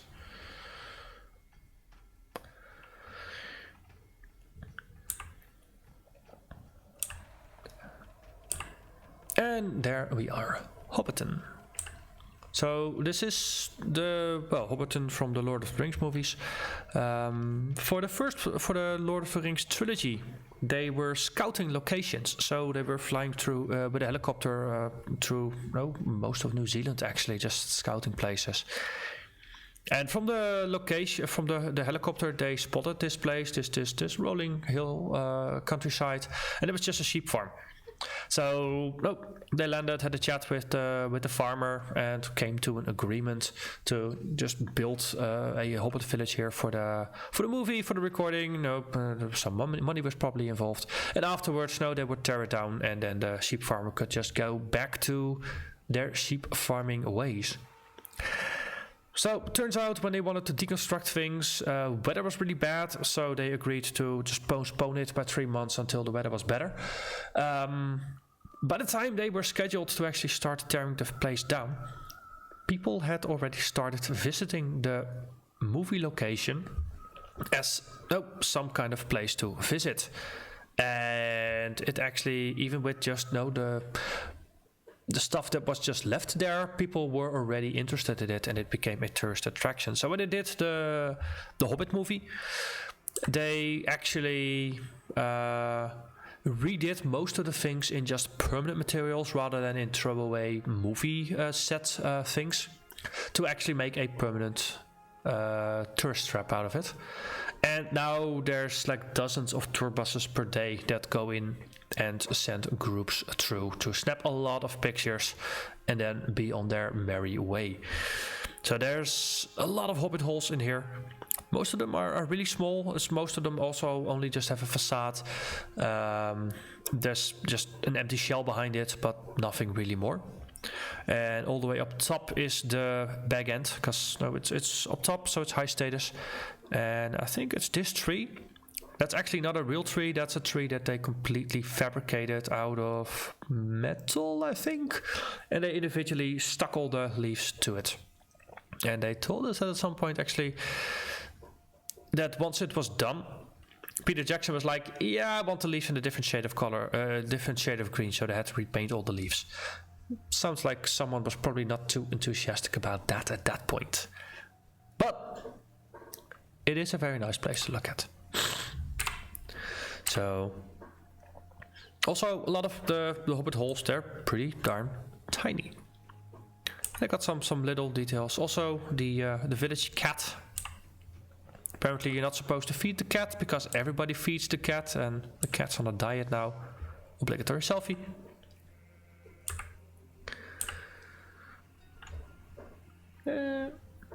Some orchards or some gardens. Chess set, just random little details. They got chimneys. Most of the chimneys, they're not real chimneys. They're just smoke machines with some Manuka chips in there, so it does smell nice. This is actually also what put me on the idea of looking for Manuka incense and some ethereal oil to just make my place at home smell nice, because I do like incense and stuff. Couldn't find Manuka incense, but I did manage to get some ethereal oil, which you can also vaporize, and it smells nice. So I learned something from Hobbiton. So every trip I took is about 200 pictures, so yeah, definitely going through here faster now.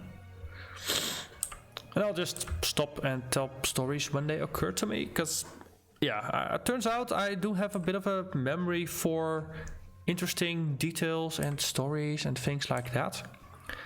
And it's especially for this part of the trip where for the folks back at home, I would make, for every single trip I took like a Facebook post with a nice story and like 20 or so pictures. People did appreciate it. The pond, the frog pond. Apparently frogs really liked this place. But if you're trying to record a movie and this pond is filled with frogs that are all croaking, it's not so good for the actual job of filming a movie. So someone got tasked with removing the frogs from the pond, which worked for a day. So then overnight all the frogs hopped back into the pond, and yeah, the next day they had to find a more permanent solution. So I think someone was tasked with just throwing rocks in the pond to just keep the frogs disturbed long enough so they would be quiet. Which was interesting type of challenge that you only face on a movie set.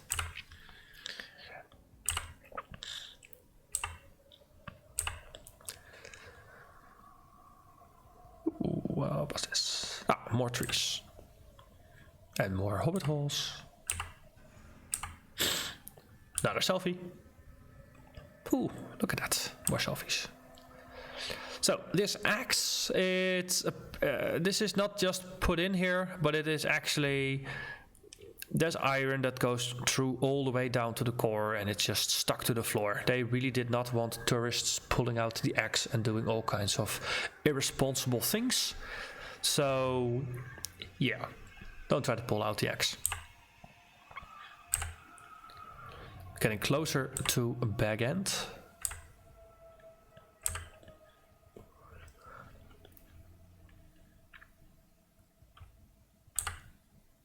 Some local bird wildlife. They look funny. More hobbit holes. So some water that you could pump up.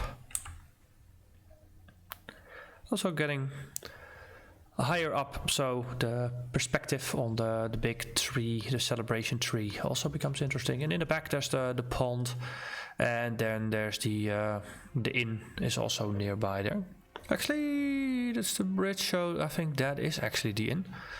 So we actually went there for a drink as well, which was nice because it gave me an opportunity to eat breakfast, because I hadn't actually gotten around to that one yet.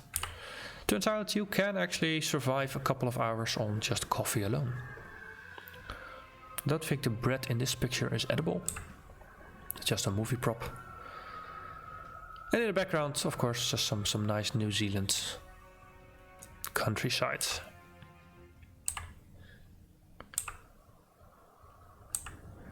So the in the bottom here you see our tour guide. It's a nice lady with stories to tell. So the Hobbiton Village thing is actually, I think, partially owned now by the farmer and Steve Jackson, the movie director. So he's making some nice money out of it. It's actually the Hobbit Hall that was large enough for photo op, so there was actually a long queue of folks just standing there to have their picture taken, and our tour guide happily took pictures of everybody, which was nice.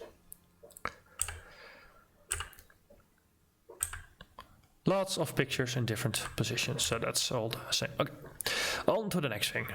Even higher up, so an even better vantage point of the pub.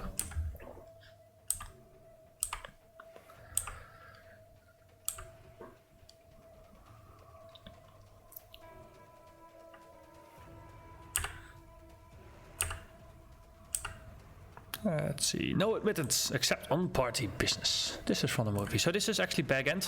I think this is also one of the Hobbit halls where the doors open and they did a little bit more of the interior. But not much more. It's not like on the inside there's no complete Hobbit hall. That's all movie set. This is only for outdoor recording, as far as I understand. And also, this is, I think, where Frodo and Gandalf sat, and they used a lot of interesting perspective and distance to make it look like they were sitting there, but in reality, they were not. At least they were not sitting next to each other, because, well, in reality, Elijah Wood is not a small hobbit, but an actual full-grown man.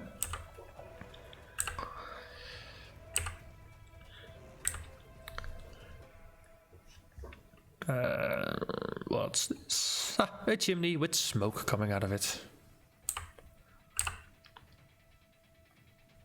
It's also one of the folks who was with us on the, who jumped up on the bus with us. It's actually a guy from Switzerland who's been hiking through New Zealand just with his backpack and just mostly just living off the land. Just whenever he's in a village or something, he just buys food for a couple days and just goes out again into the wild, and if he catches a rabbit or something, then, well, bonus food for him. So also nice chill guy, but also really cool, just hiking through the country, pitching tents wherever and stuff like that. It's definitely met folks who were doing a lot more adventurous things than me. Some inspiration for maybe for some future visits. Ferns. So New Zealand and ferns is a thing that kind of goes together. It's also in their a lot of their symbology. I think it's on their flag, it's on their planes. There's especially the silver fern is a special meaning because it was used for signaling and in war and things like that. So it was kind of nice to see a curled up fern here. It's another big hill, just look nice.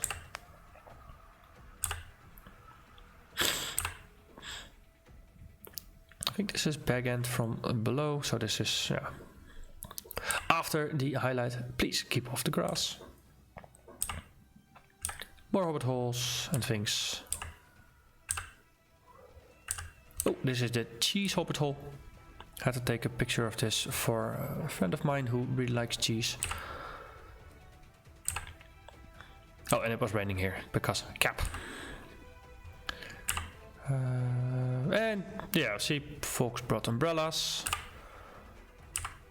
But it was not raining hard enough that an umbrella was strictly required. So I was lucky there because I didn't have an umbrella.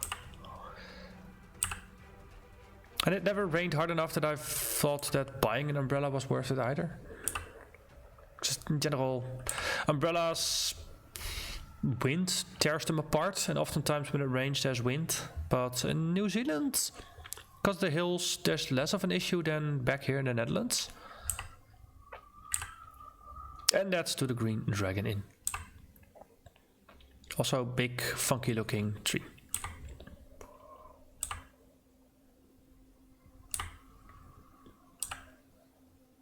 So, quaint little bridge. Let's see. Signpost. For between Green Dragon and Hobbiton. Just some more nature stuff. Someone pitched some tents. Preparing for a feast. That's a lot of booze. Fine ale. Of course, I have to take a picture.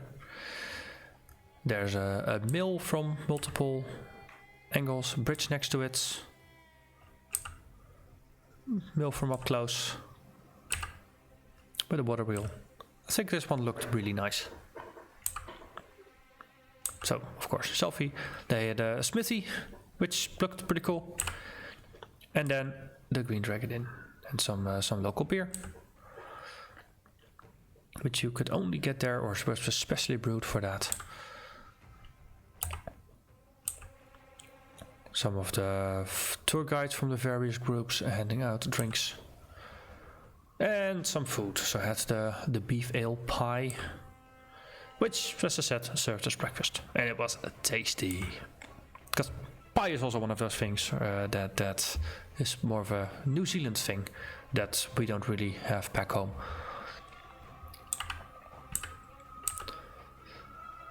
And a gift shop. And that was it for the hobbits. And then on the way back, just some more pictures of the countryside and of sheep and things like that. And then the next stop on the trip, Tepuya, the Geothermal Wonderland, and some lunch that I picked up at the supermarket, and sunglasses, which were definitely helpful because it was really sunny at this point. Well, it was gonna be sunny. It's a bit of clouds, but the sun was definitely. I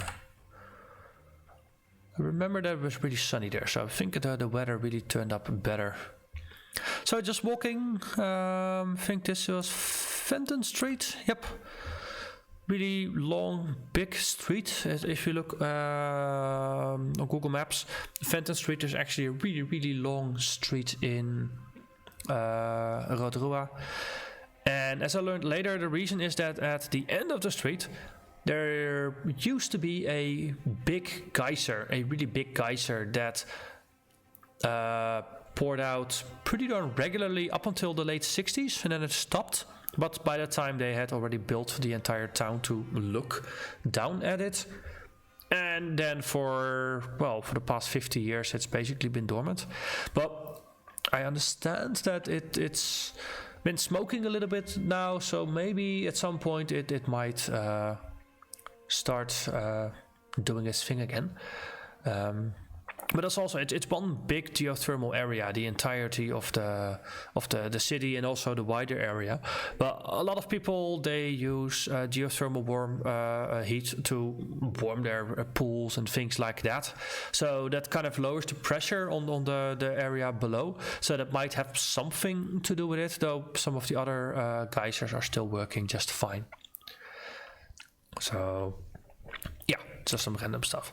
So just walking down the street, just snapping pictures of just random streets, just having a look at how Kiwis live their lives, how streets look like.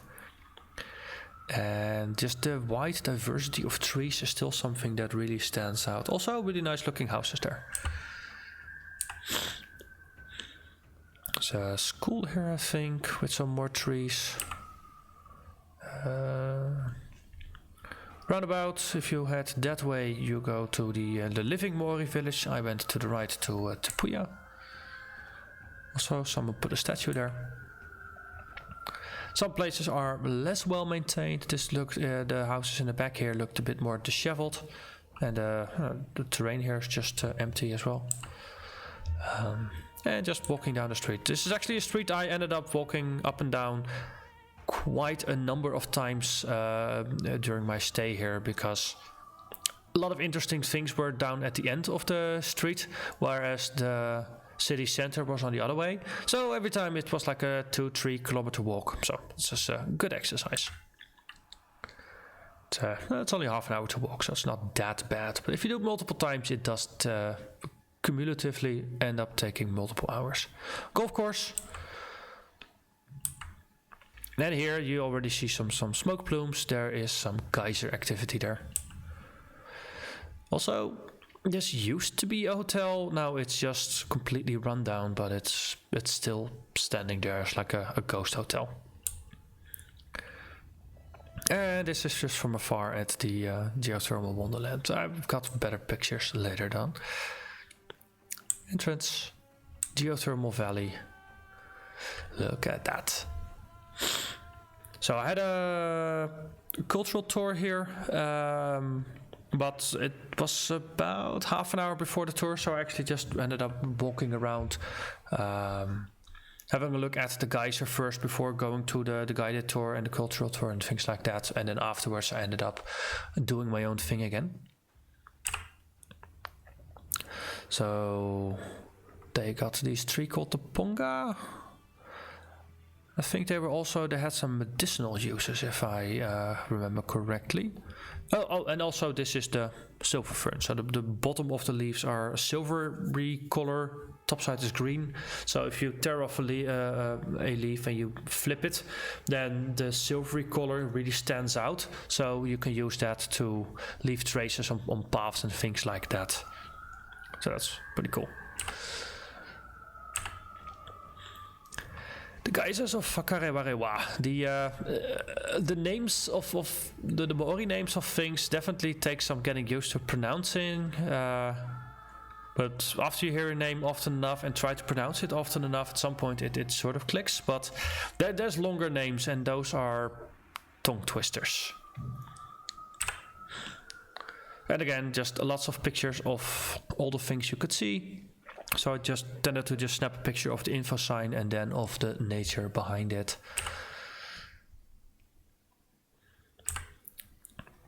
And this is just, I really enjoyed my stay here. It was just really nice to look at.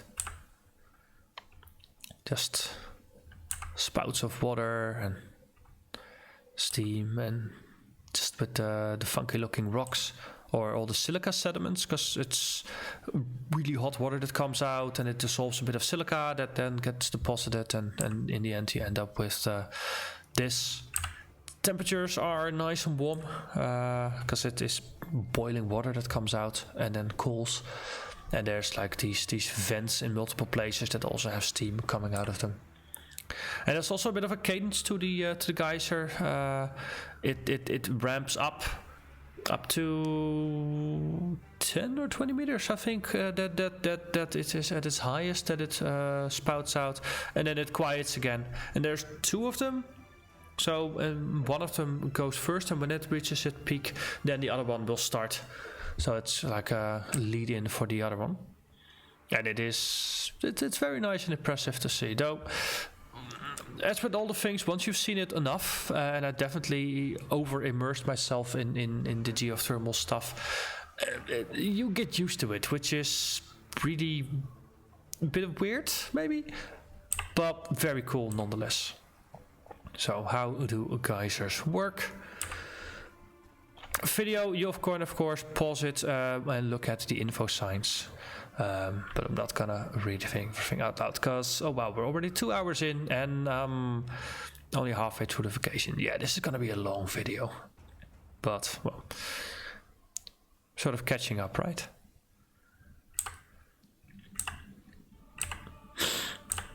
Let's see, just multiple angles of the same thing. You see the some small rivers. Oh yeah, this is a really big long name, and I'm not even gonna try to pronounce it, but this is the name of the area, and this means the war dance of the war parties of Wahio. And Wahio was a chief that settled in the area with his people. And the names in Maori are really descriptive or commemorative of like events or of descriptions of things. So they sometimes tend to run a little long. And this is not even the longest name. There's longer names. So they had some Maori gods, I think. Just some statues depicting them over there and also below, and there was some symbolism to it. And I snapped a picture of a couple. Another Act 5 house, food place, just usually up higher, again easy to see for tourists. That's why they keep it low. And the tour here was also an interesting one because it showcased a bit more about both historic Maori culture but also modern Maori. And well, the Maori have a really complicated relationship with the British because they were conquered and politics afterwards got messy, and for a while, quite a while actually, the language was suppressed and kids actually got beaten in school for speaking Maori, and it's all the bad stuff that kind of goes along with one culture dominating another one. Things are getting better. but still it's weird. But especially tourism is something that has renewed interest in the culture and has turned things around a little bit. So here the tourism of people visiting Tapuya, looking at the geothermal stuff, doing the tour of the Maori cultural things, is also something that directly funds a university for just traditional Maori culture. And this is where people of Maori descent actually can learn to craft traditional Maori art using sometimes some more modern means of carving it. But it still looks really, really cool. And the guide who told us about it also just has some really nice stories to tell, and some really interesting things about just the mindset of the Maori language and things like that. So here is New Zealand flax in various shapes. It's basically like a reed, but it can be... You see, look, it looks like a reed, but with, I think this is a mussel shell or something that's sharp on the side. You can make a small incision in it, strip away one bit, and then you are left with the fibers. And you can weave it, and you can work with it and do all kinds of, interesting looking things with it, which is pretty cool. It's a lot of Maori clothing and, everyday items traditionally were made with flax. Some more art with some weaving, and I think there was actually some math behind it. Details elude me, so let's skip. More geysers. Let's see. Pictures, do load.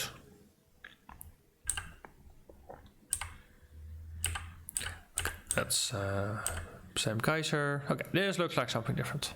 Mud pools, I think. Might be some mud pools. Yes, the mud pools. So yeah, mud pools, as the guide said, if you step into these mud pools, it starts at 3rd-degree burns and it only gets worse. The bubbling mud, it's in the high 90 degrees Celsius, and that's at the surface, and it only gets hotter downstairs. So not something to step in, because while the mud might be good for your skin, the temperature definitely is not. They also had kiwis here, kiwi house. So of course I had to go see kiwis, because kiwis are cool. I might have mentioned that. But we were not allowed to take pictures inside, so unfortunately I have no pictures for you. Another waka. And this is where I just went off on my own again, just exploring the rest of the geothermal valley. And there was some Maori art scattered through places. Some interesting bits and pieces everywhere. Lake of the Whistling Duck. Funny name.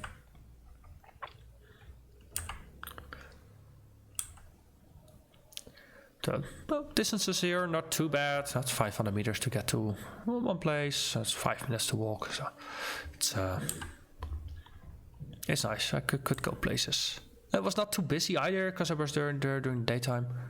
So I could just move through rather quickly if I already had been to one place. It's a bit about the geyser.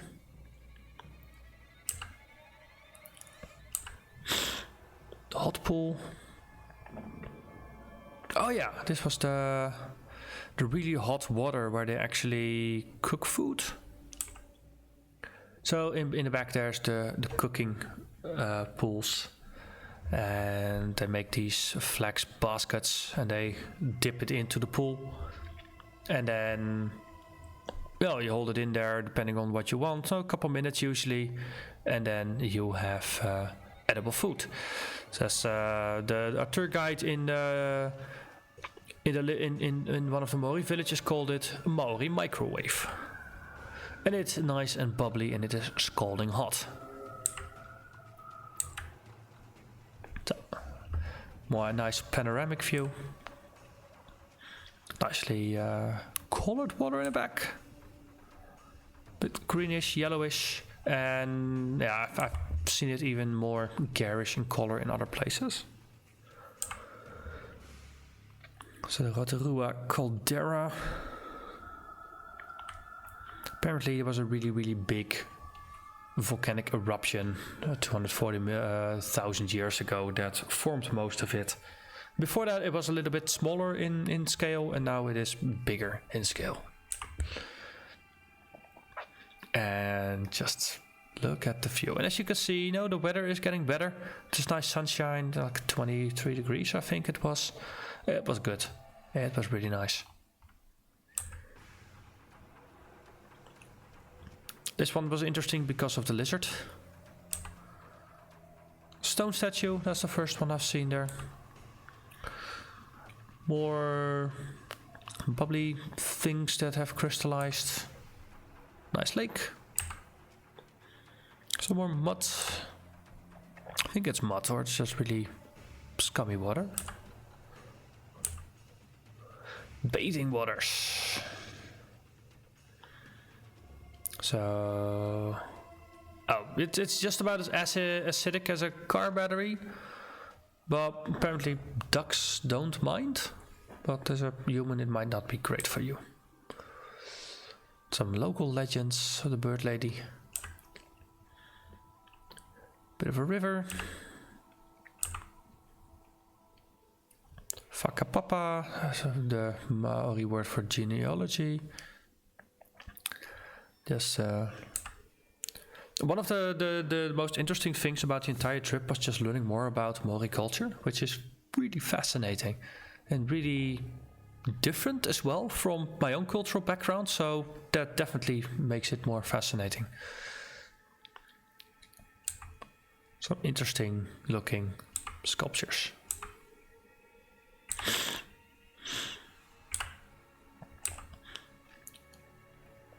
Trees.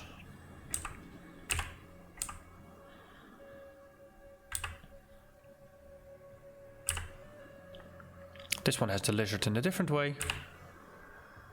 Making out with a lizard. Not quite sure what the thought behind it is. It looks like a remnants of a walkway that's no longer in use.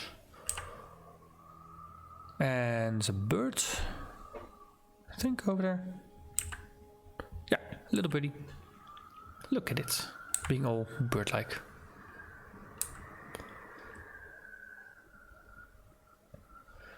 Kinship.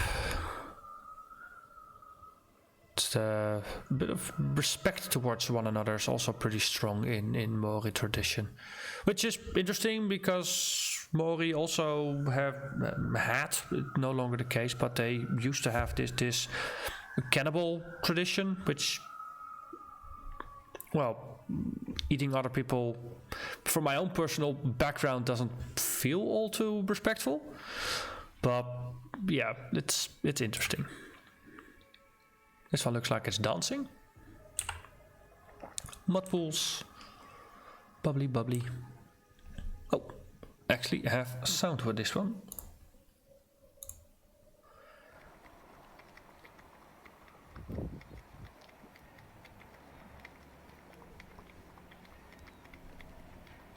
And it just that bubbling through for the entirety of the day.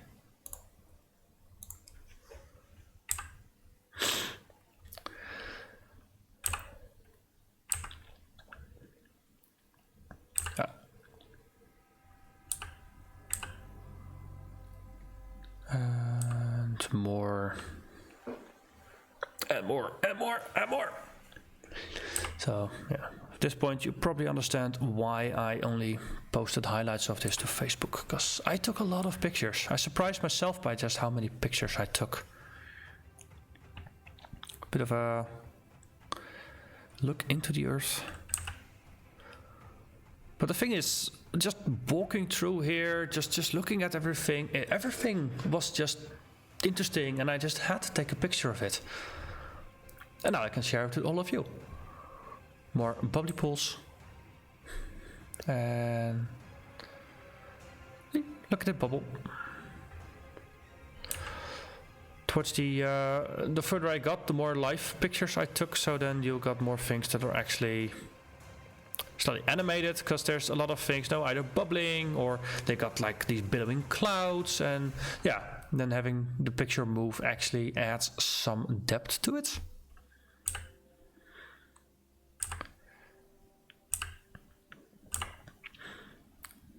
And some random plants and stuff. More smoking rocks. So some yellow, I think that's more sulfuric. Natural steam vent cookers. So that's where food is cooked in. It's a pretty cheap way to boil your food. Or heat it. This one has... See, steam clouds coming out of it.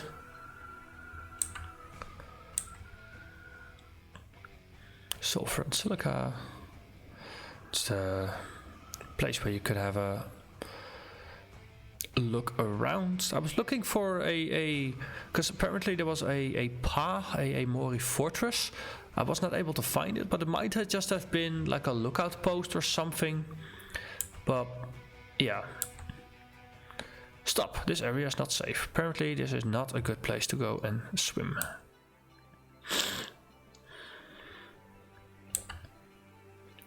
Looks nice though. So, interesting contrast with the stuff behind it. I think this is actually Whakarawarawa, the living Maori village, which I went to the day after. So there will be pictures from the same lake from the other side as well. Oh yeah, and this is the gate, and I was like, wait, why is the gate closed and why are we looking at it from this side? Well, that's because there's basically another museum on the other side. So I do have a picture of the other side looking here, just to complete it, so to say. The bluey pools. They're bluey. And apparently the people who still live in the Maori village actually use this as the personal swimming pool once the tourists are gone. Which sounds cool. Also, that's the creepy haunted hotel thing that I showed earlier as well. The geyser has quieted down a little bit at this point. Nice glass of cider. I think there was some interesting ingredient in it, plum or something that I hadn't seen in cider before. So, time jump to the evening. So, morning was Hobbiton, afternoon was Tipuya Geothermal Wonderland, afternoon or evening was Mitai Maori Village. So, for Mitai, the goal was food, because they had the traditional Maori ground cooked food called hangi. And it was this cultural performance. So went there with a bus from town, and then they just put us down at random tables. And the room we were in, there were about, I guess, over 100 people we had there. Tables had like 8 to 10 people, and then this our guide comes in. This guy, really the talkative guy. He really funny, and he's like, okay, so we're gonna be visiting a Maori tribe, and well, traditionally, if you're visiting a tribe, the tribe that you're visiting, they don't quite know your intentions. Are you friend or are you foe? So they've got some greeting ceremonies, some rituals, and if you make it through all right, then well, you can sit down and enjoy food together. If not, well, prepare for war. So there's a lot of trying to make a big impression on other people, trying to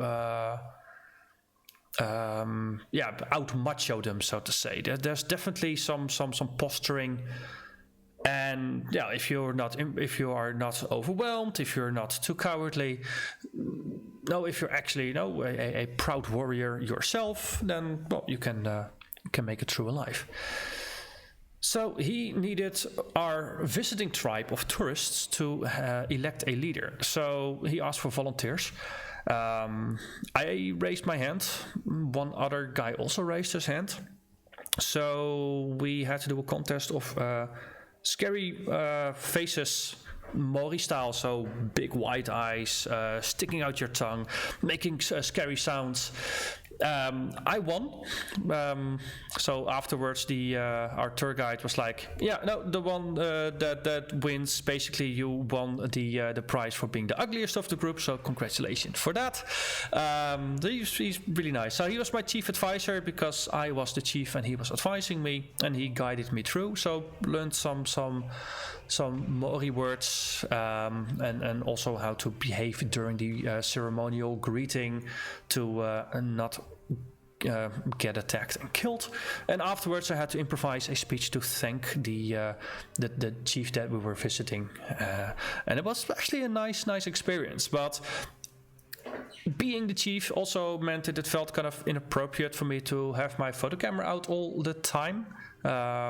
Me being me, took things maybe a little bit too seriously. So I don't actually have a lot of pictures of this part of the trip. I got some pictures from some other folks who were with me in the group. But yeah, so there's a couple of pictures. So here are some of the folks in the canoe are actually the Maori from the village.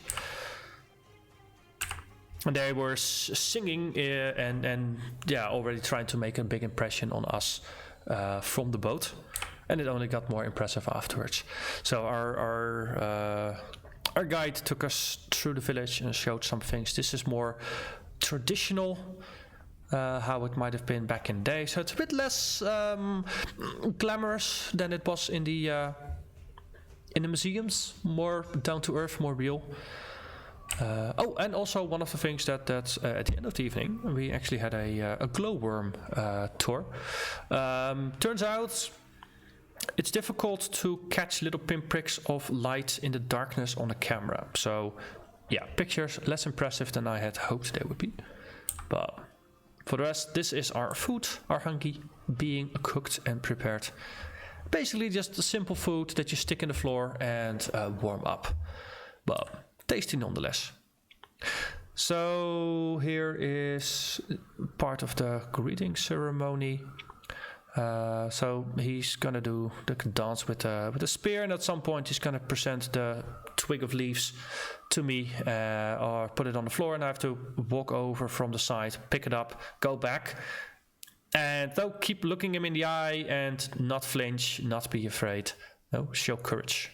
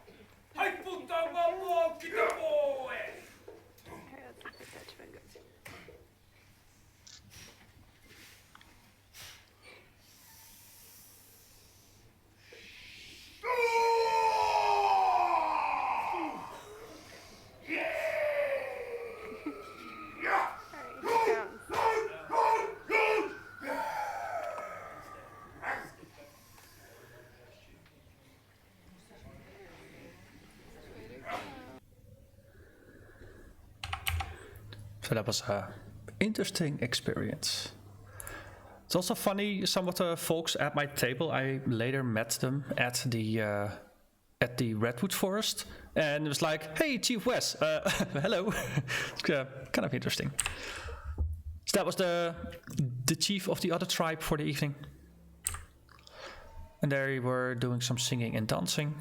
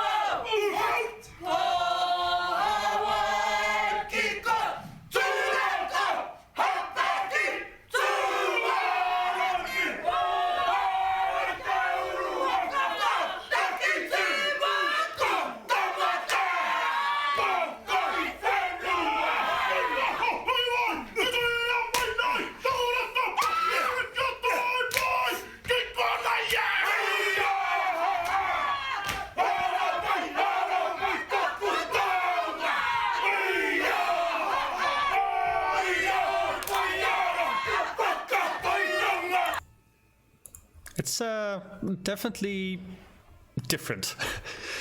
It's yeah, personal. It's also more impressive than on a video, I must admit. And there is my twig. And then another local beer there. And then time for the glowworms. So we got flashlights and we just walked through the village again in the dark. It was a bit more ominous that way, in the dark. Also a bird trap. Bird goes in and there's these bits of rope, and the bird just packs up the food and it gets entangled in the rope, and at some point it strangles itself. He promoted it as a humane way to catch a bird, but I'm still not quite convinced if the bird is going to be happy with it. But it's a creative way to catch birds in a country that has a lot of birds.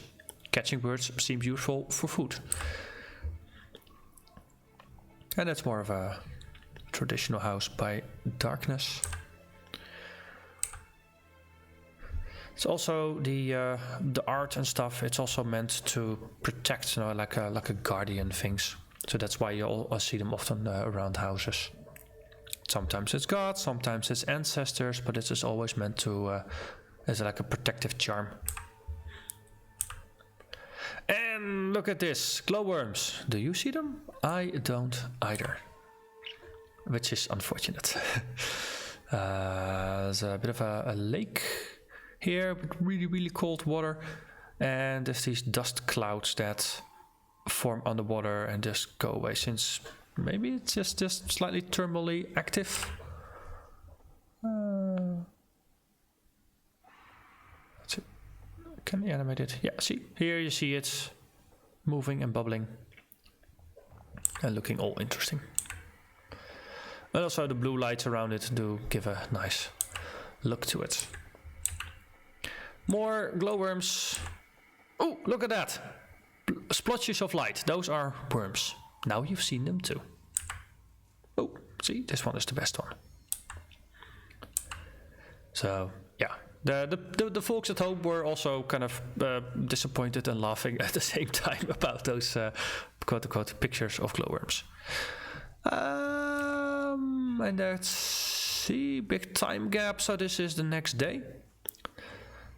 Oh yeah, Tapuya. The trip to Tapuya. No, not Tapuya, to Waiatapu. So that's the even better Geothermal Wonderland.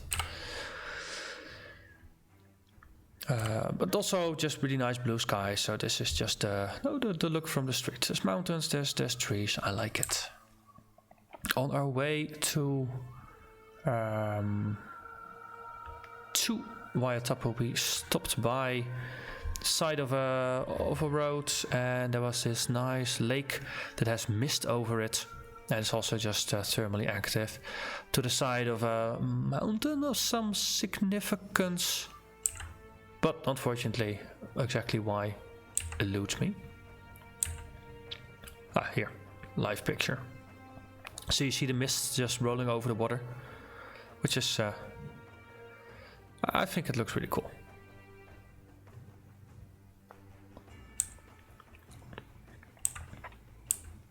And of course, obligatory selfie.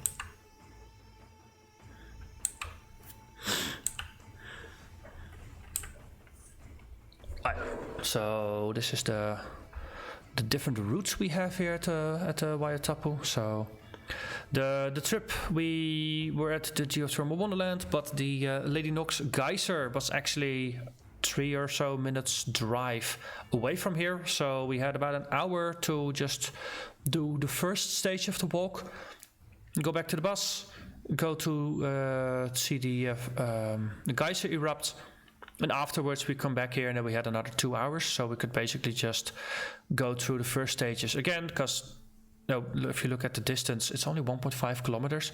So normally I'd walk this in 15 minutes. But if you take a lot of pictures and videos, then definitely 45 minutes is not a stretch. But if you go through quickly, then of course you can get to the start of the second stage and then even extend it into the third stage and see everything of the geothermal valley here, which definitely was worth it. So let's get to the interesting and alien looks of the place. It starts off a bit reminiscent of Tapuya, just smoke clouds and just geothermal stuff. Maybe a little bit more cloudy. See, a bit more actively cloudy or smoky.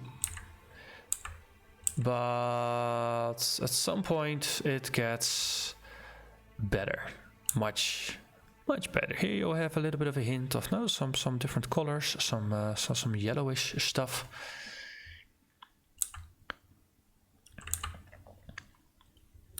And it's also the variety of some of the deeper, more cavern-like things and just some surface activity.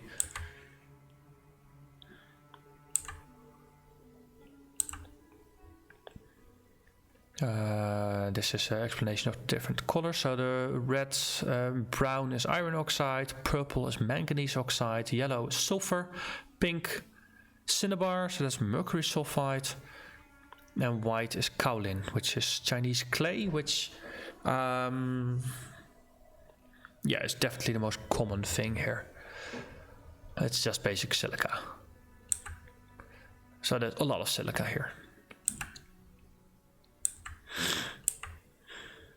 Here's some interesting yellowish. And it just keeps foaming all day long, or steaming all day long.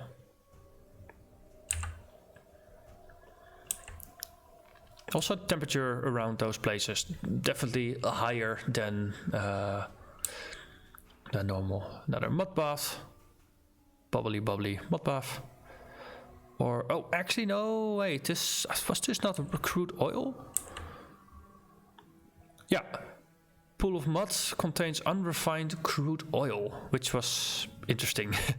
It's like, wait, what? There's oil here, so why is there no war over this? Because that's what people do over oil, right?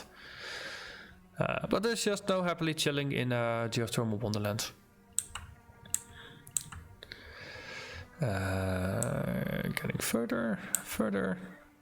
Because the thing is, Waitapu, everything that we've seen so far is just the warm up. Like, if you haven't seen anything geothermally yet, then it's kind of ooh and ah. But if you've already seen it, it's like, okay, sure, I've seen this before.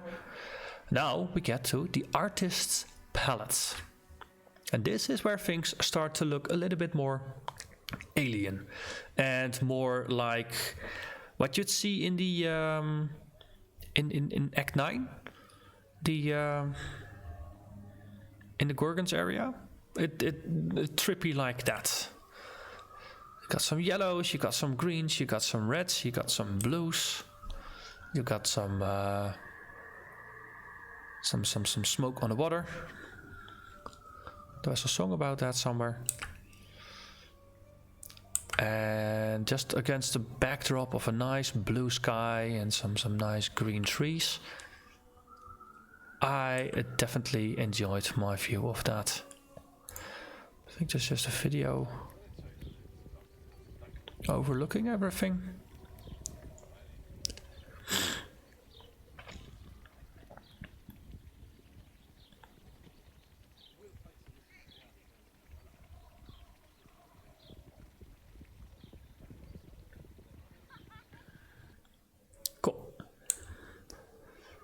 Okay, so just different bits and pieces. Definitely one of the two highlights of this route. Just different perspectives of the same place. This was off to the side, more on the grayer end of things, and it was just a route that went down that actually was part of a walking trail. Panorama shot. Almost managed to make a 360 out of it, but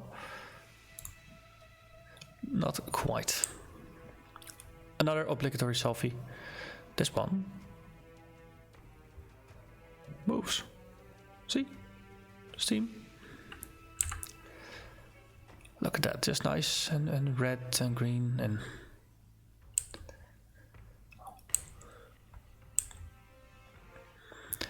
definitely not the typical scenery where I'm from. And this is called the champagne pool, the bubbly, foamy thing here.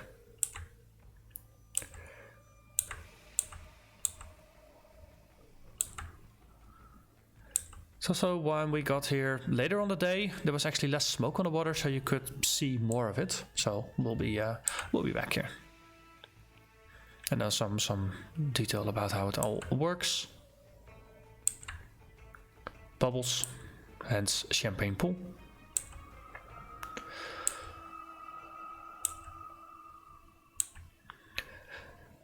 The smoke coming off the champagne pool was just so thick that it obscured the sun, so that also made for a very nice picture.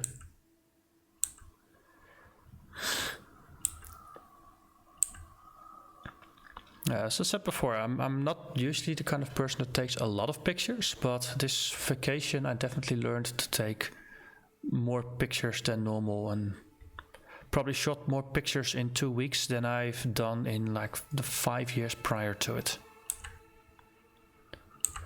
But then again, I went to the other side of the world more or less literally, so might as well snap a bunch of pictures to have something to remember it by.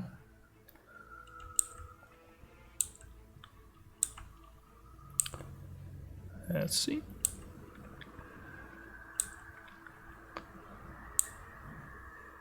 So getting close to the other highlight of this bit.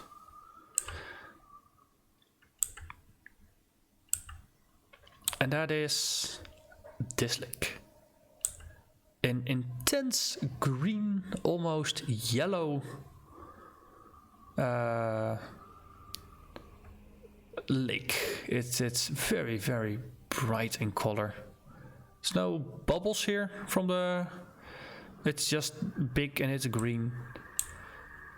And it looks very, very weird. So it's excess water from the champagne pool. And amazing colors as a result of a deposit of minerals being suspended in the water and refracting on the sunlight. So depending on the on weather, it will actually vary in colors.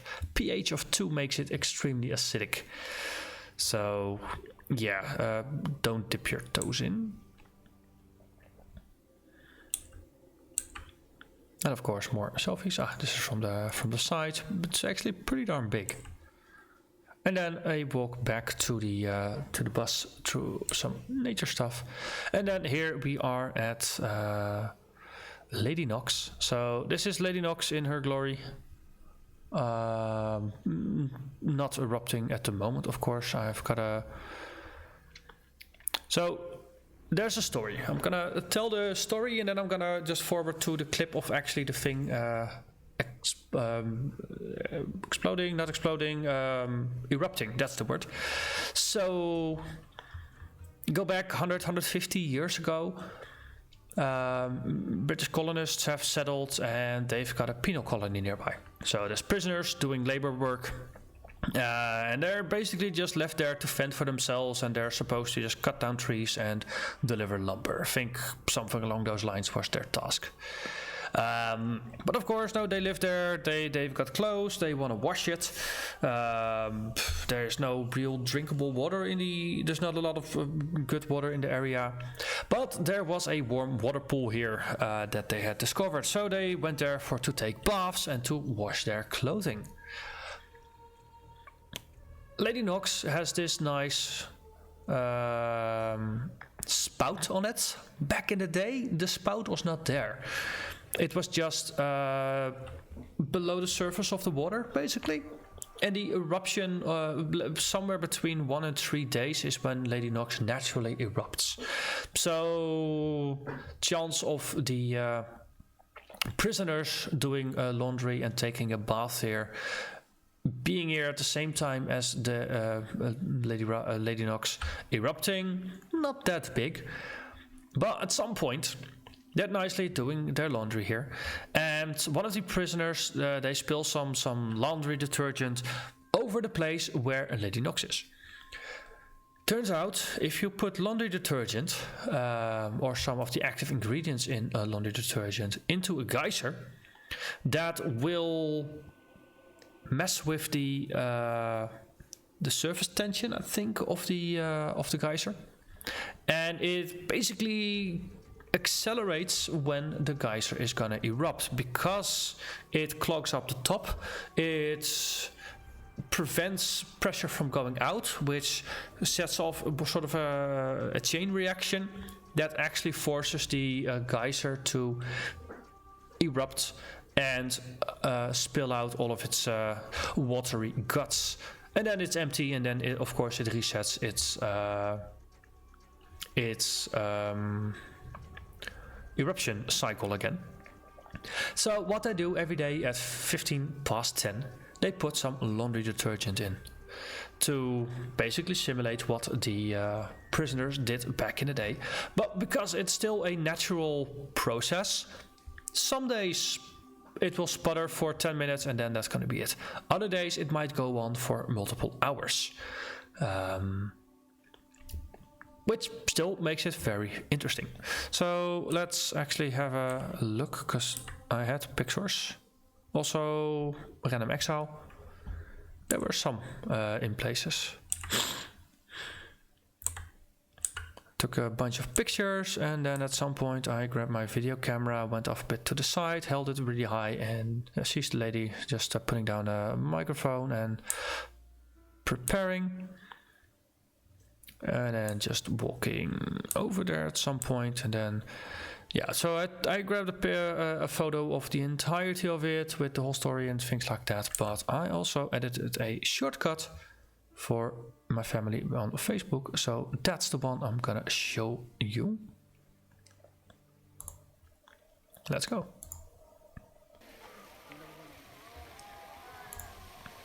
Oh, that's... Yeah.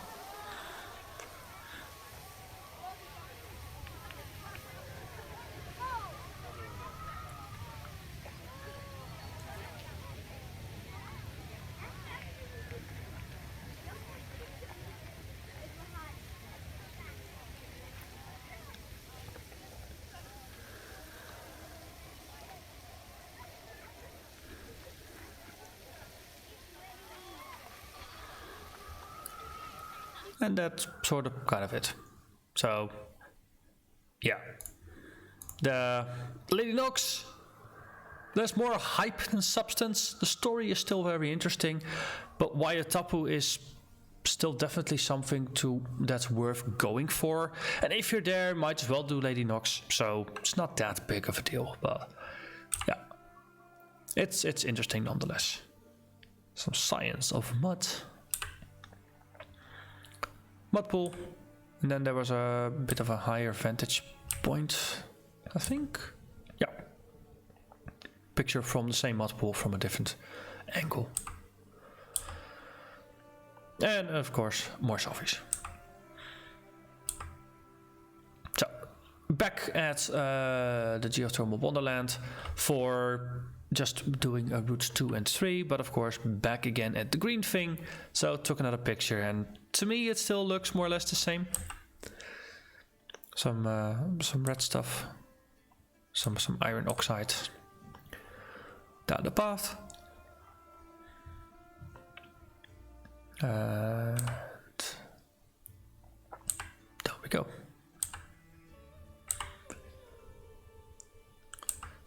And just basically more pictures of more nature, more lakes, some sawed down trees, and more just stuff that was just really nice to walk through.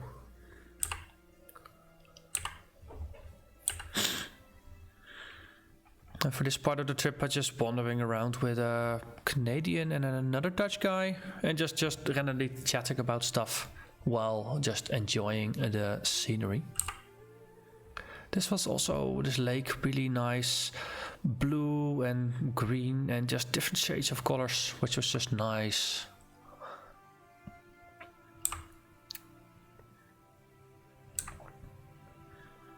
And also the fact that this was in late November and you got a nice blue sky and really good temperatures. That's also something I never really got used to, because my brain told me it was supposed to be cold, and I was really appreciating the nice temperatures. Ooh, big Tuatara, I think. New Zealand gecko. Silver cave. And more geothermal nice stuff. Some bits of the path were not accessible.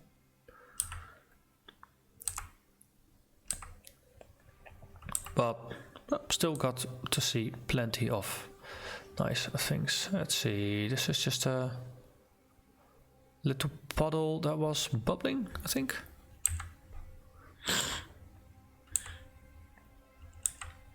And a birdie, because New Zealand, more birdies.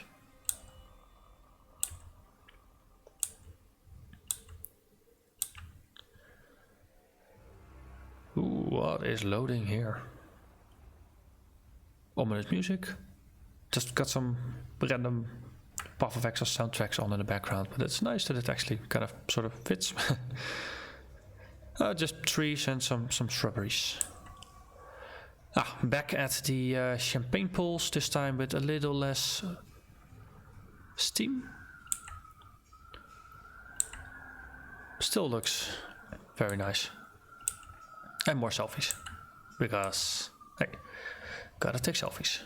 See, this was almost clear.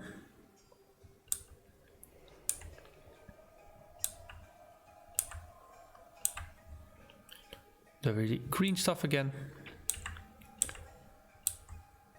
And some food. With some kind of pie and flatbread with ginger spread stuff on it. It was so good. I found this in multiple places. It was really nice. I like ginger, so ginger on cookies, yes please, sign me up. Oh, and this is back, time jump of about 2 hours. So Fei Joa is a New Zealand fruit. I never actually managed to find the fruit itself, but I found multiple bottles of smoothie that had Fei Joa in it. Flavor wise, it's like a pear with mint, and it was really nice, and I really enjoyed this. So wherever I could, I just grabbed bottles of this to drink, in addition to just drinking liters of water every day. So this is me on the way walk to the Redwoods. Turns out, as a pedestrian in New Zealand, you're kind of a bit of an odd duck, because New Zealand doesn't really do pedestrians very well. So oftentimes there's one side of the road, there's a sidewalk if you're lucky, otherwise you just have to walk in the grass. Crossing the road, well, you just imagine that there is a intersection. You carefully look that there's no traffic, and you just play a game of Frogger to actually get to the other side. It's I suspect a lot of New Zealand folks just take their car everywhere, and it's not really an issue. But yeah, coming from the Netherlands, where we have footpaths and separate bike paths on both sides, very carefully laid out intersections all over the place. This place was, again, interesting to navigate through. Share with care. At least they're nice about having to share this with people on bikes. And it's a nice walk again to the Redwoods in the back there. Some lumber being processed here, I think. And then at some point I plotted a route on Google Maps, which basically just told me to go on and then take a really big bend after some while, and then I look across the street and there's like, hey, there's a shortcut here through the woods. that looks better. So I ended up froggering my way to the other side and going through the forest. And this turns out that this is also some kind of place where they're just experimenting with lots of different types of trees just to see what grows. So there's lots of variety here, which was nice. Made it interesting to look at things. So some ferns and some scary looking trees and some Christmas trees.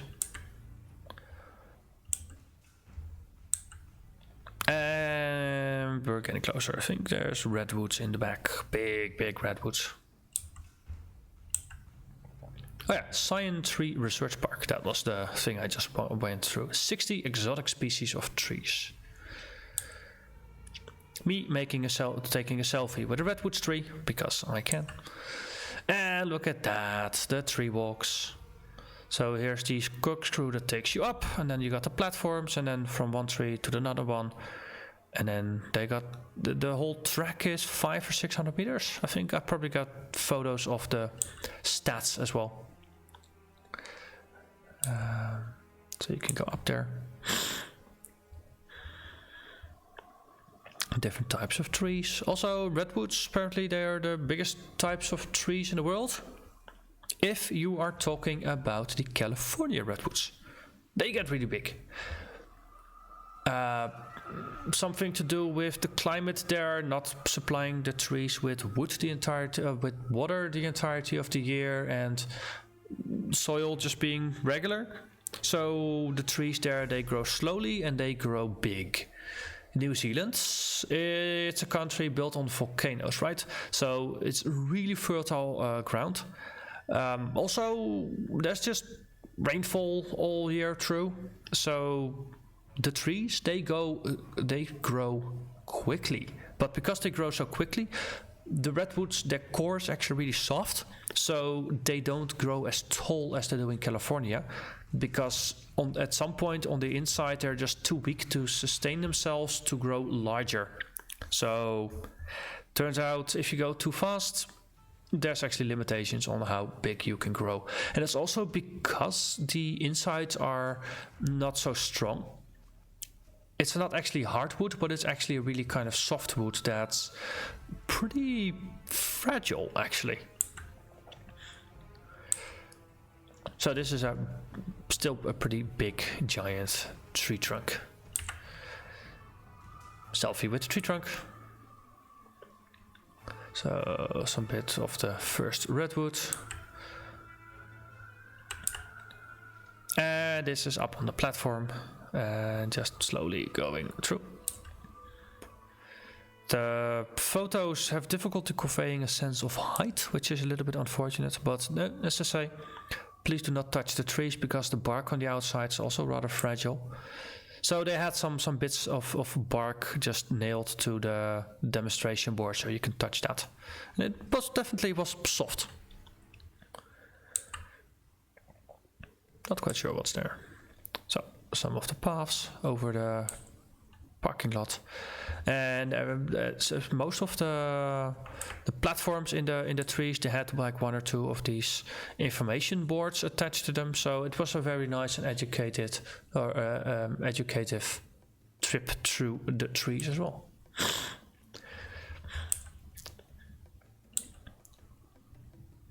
Apparently some royal folks came by, endorsed it, so that's good. Because this is nice.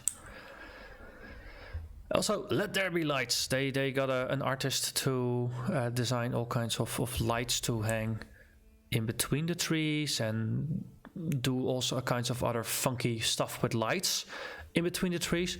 So at night, this is a very nice spectacle to see. So I was lucky enough, I actually knew that it was nice to visit during the night, but I was already here during the day, so I got myself a combo ticket, so I could go in twice, once during the day and once during the night. Did have the issue that it wouldn't get dark until 8 in the afternoon, and I was here already at 3, so I had about 4 hours to kill in between. So I did a nice walk up a mountain in between. So there's pictures of a mountain walk as well after this, before pictures of this again, but with lights in the dark.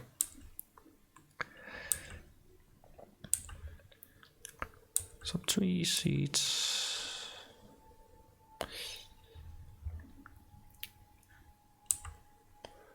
It's not a place that's probably fun for people who are afraid of heights, but it is all pretty darn safe. They really use some good steel cables and things like that.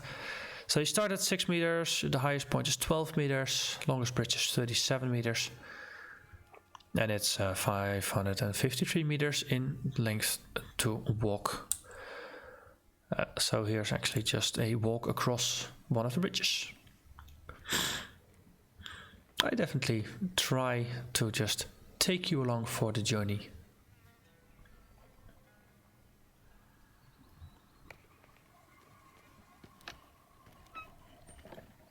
Squeak, squeak. It's all perfectly safe.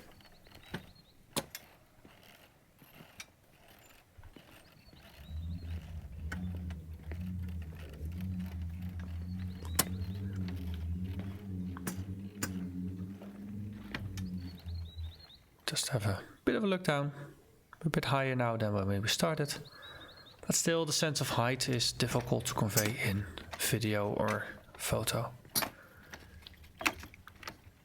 So, there we are.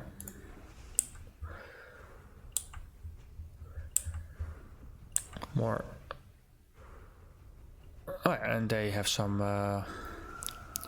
emergency stuff and like some extra rope. So if you ever get stuck on a platform, there are ways off. So they definitely take care of you. And it's just nice. No redwood with some ferns and stuff. Also, once you got more or less to the halfway, you had the option of climbing up rather than continuing on the same level for the more daring part of the route, which was higher, and also all the normal part you had just planks underneath everything. Up here the bottoms were just metal grates that you could walk a see through to down. So if you're afraid of heights, definitely don't take the even higher path, because yeah, it's you can see down, and it definitely kicks in for folks that don't like that. But if you don't have an issue with heights, or then it's just, no, you can see more, so it's even nicer. Also, during the night, that part of the trip is actually very nice to see. They really did a good job with the lights there. The Tiaki promise. While traveling, take care of the country, don't leave stuff behind, be good for nature, be prepared and stuff like that. It's things like these that you keep popping up in different places in the country, which is, I don't know, it's nice. It resonated with me. Just have respect for nature, so other people can enjoy it as well. So some other greats.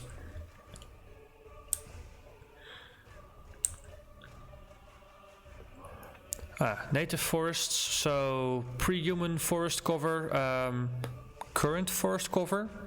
Notice it's a lot less green. So there's some room for regrowing to be done.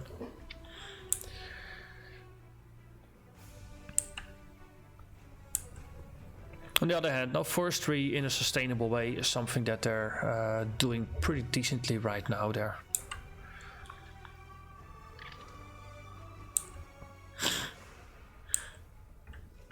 Okay, so we'll just snap some pictures of the map and the walking track, and in the end the walking track itself did not make too much sense to me. It's also difficult to just figure out exactly where I was. But they had colored track markers and I had a working Google Maps. So the track markers actually worked, did not have to resort to fall back to Google Maps to find my way back, so that was good. So I took the purple track. I had 4 hours to kill. I tend to walk faster than most folks, so in the end I ended up doing this in just over 3 hours, I think. And it was closer to 12 kilometers to doing the entire trek. So it was nice. I could climb 500 meters above sea level, get some very nice vantage points and see some nice variety of nature, and also just get a good walk in. I think this day I ended up walking about 30 kilometers, so definitely felt it in my feet the next day. I walk a lot, but 30 kilometers in a day is quite a bit even for me still. So I set off, some nice redwoods, some ferns. This was weird, eerie looking, really transparent water. And then there are just tree branches below it and some ferns and things. But I'm not used to water being that transparent when there's that much stuff in it, because usually there's algae that grow and things like that. So this was, I don't know, it felt off in some way, which made it interesting. Someone stuck a stone in here. Another stone. So maybe there's some geocaching going on or something. And there is the purple track. It's already started with a bit of a climb once we were out of the redwoods. And the climb just kept going, and it actually got quite steeper. It was definitely a nice early climb. Also, here you see no leaves on the trees. Here we're back into ferns. The nature of the scenery around you kept changing pretty often as you continued the climb. It was very also another one of those interesting / weird / eerie things about nature there, because back home usually if you go into a forest it mostly stays the same, rather than being this varied, which definitely appreciated. Up the stairs, got a bit of a view.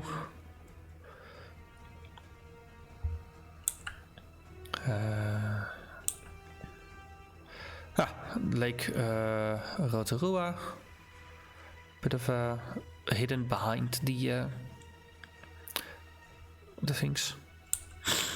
Not sure if these are trees or just plants.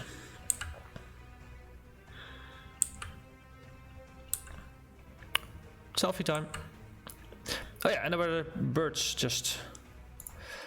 Because at some point I was just walking here, minding my own business, enjoying nature, and I heard this. It sounded like there was like this little bird in the bushes below. Just because it started making a lot of noise as I approached it. So to me it was like, no, it's trying to fend me off, to scare me away from its territory. Turns out there were actually multiple birds in there just actually having a go at each other. So I ended up just filming it for a little bit, because it was kind of cool.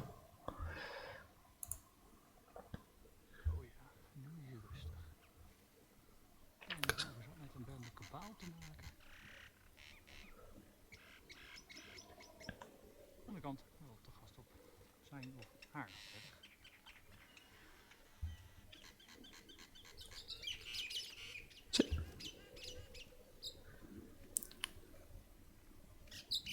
They don't appear to be too happy with each other.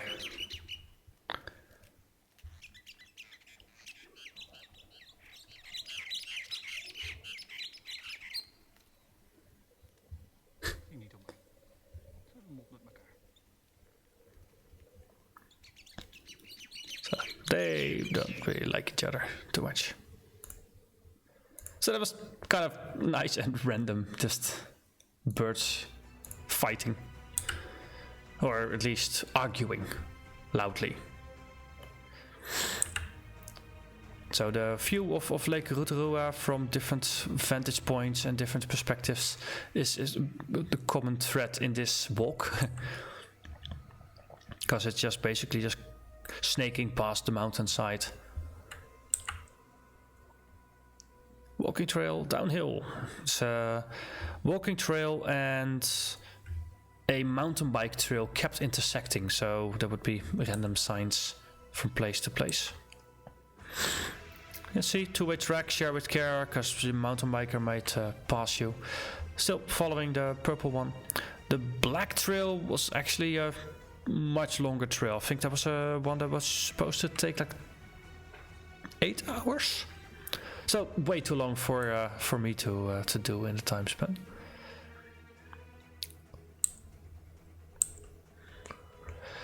Tokurangi-pa Road. That's basically the Tokurangi-pa. I was expecting to find it at some point, and again, it was so cleverly hidden that I didn't see it. But I was supposed to go to the left, and there was also a purple marker there, but this thing caught my eye, so of course I had to... See, that's the purple thing. But of course I had to just walk up and just explore it for a little bit. And turns out it was just a clearing with some Christmas trees and a bit of a perspective, but most of the vantage point looked to be behind the Christmas trees, so I figured, no, let's not go through there and just continue on my merry way. Kept going up. More Lake Rotorua with, I think, actually some bits of Rotorua itself. Yay, more selfies. My only live wallaby, but this one is not gonna go anywhere. But apparently they're considered more of less of a plague, or yeah. So I don't think they really mind too much that this one is not alive anymore. But it was kind of unsettling. It's like, hey, what's that? Is that a rabbit? No, wait, it's... Yeah, it's not a rabbit. More Lake Rotorua. A bench, just unpacked my my dinner here, which was basically just a sandwich. But there's worse places to unpack your sandwich. A water reservoir, just a little bit of a link to civilization again. Also, they had some interesting graffiti. Don't need to know where you're going somewhere. Also kind of interesting that at this point I sort of kind of got lost a little bit, because it was not clear where I was supposed to go from here. Turns out the path, it curved, and there's doing some construction work. And apparently the construction workers, they took down 1 or 2 signs that pointed me towards the right. So after just some walking around, I did manage to find my way again, but it definitely felt appropriate for my state of confusion at the time. Also, don't go there. Or sponsored by the city logo of Amsterdam. Either way, it looked interesting. See, purple again, so I can continue. And now we're taking the stairs down. So that's definitely much easier than going up, because it was pretty steep.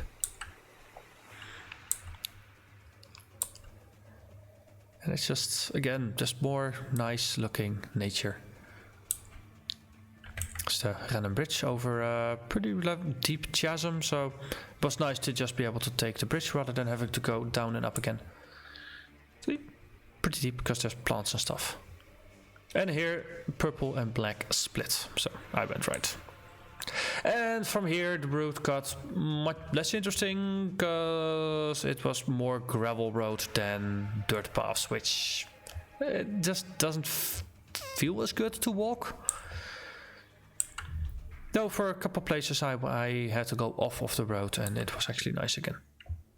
But still, there's this very nice bits of nature, nice sun. So definitely good for the time of year. This was a vantage point of a bit of a valley that looked nice. There's just something about this just spoke to me. It was, yeah, I was happy here. It was good. Also, it was sunny, which is also good. Bit of Maori art on the bottom of the thing as well. It's a path over the water. And back up, final climb at some point.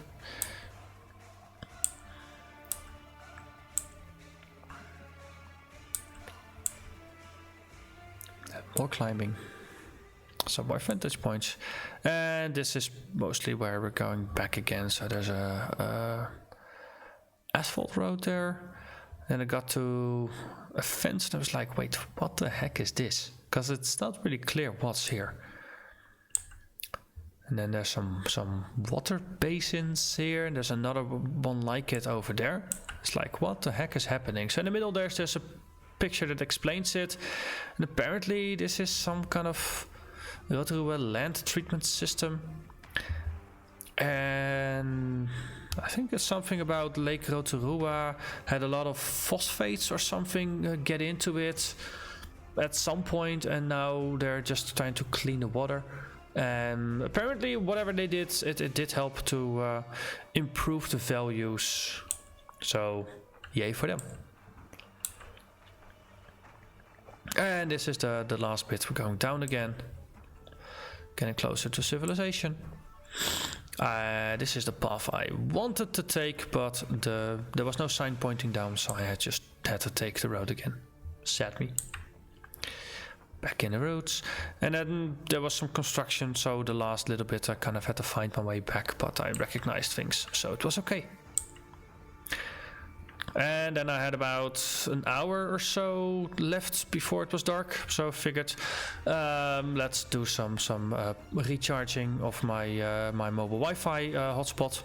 So I just bought a Vodafone SIM card at the airport, 20 gigs, which carried me through the vacation.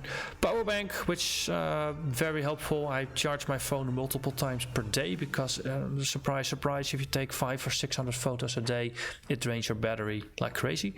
Bottle of water. I always had a bottle of water with me in hand's reach, and oftentimes I had 1 or 2 more bottles in my backpack as well. Oftentimes some extra food as well.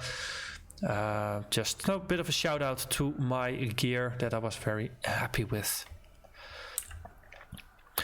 They turned on the lights because it was approaching the evening, but still sun was not quite down yet, so had to wait a bit more. Is it dark yet? Is it dark yet? Is it dark yet? Slowly getting dark, more lanterns. And okay, so let's queue up, because it turns out there's a lot of people that turn up for this for the evening, because it is really nice to look at. So it's finally dark. I finally got up, and slowly we start exploring. So they used a variety of lighting techniques. So they had some laser thing. They had the lanterns. They had lights in the bridges. And the net result was a very interesting light show, which unfortunately not everything captures equally well on the camera, but this is a best effort. So a string of lights around the gate here. Laser show, and it's basically all kinds of pinpricks of light everywhere that just move. It's like there's fireflies everywhere, and that's all projected from the laser, which is really cool. I think from later in the photo series I have some live pictures that show it better, so we'll get back to this. Some lanterns, now actually lit.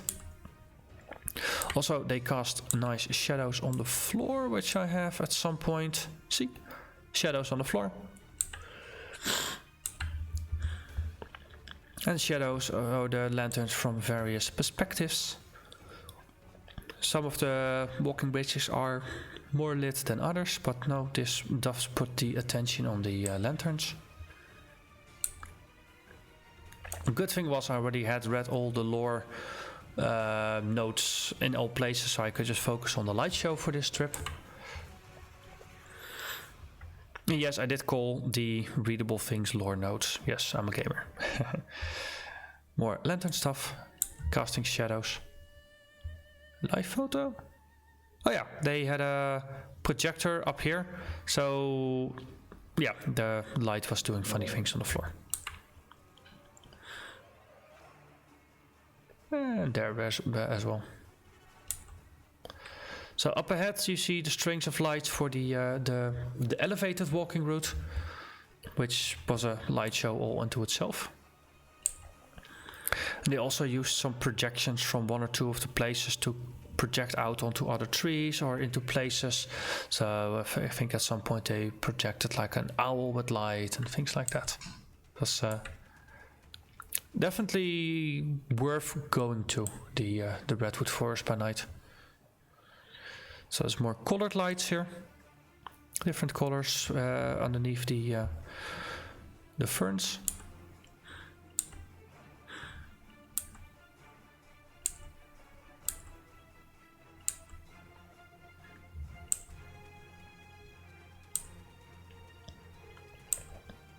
See, look at that.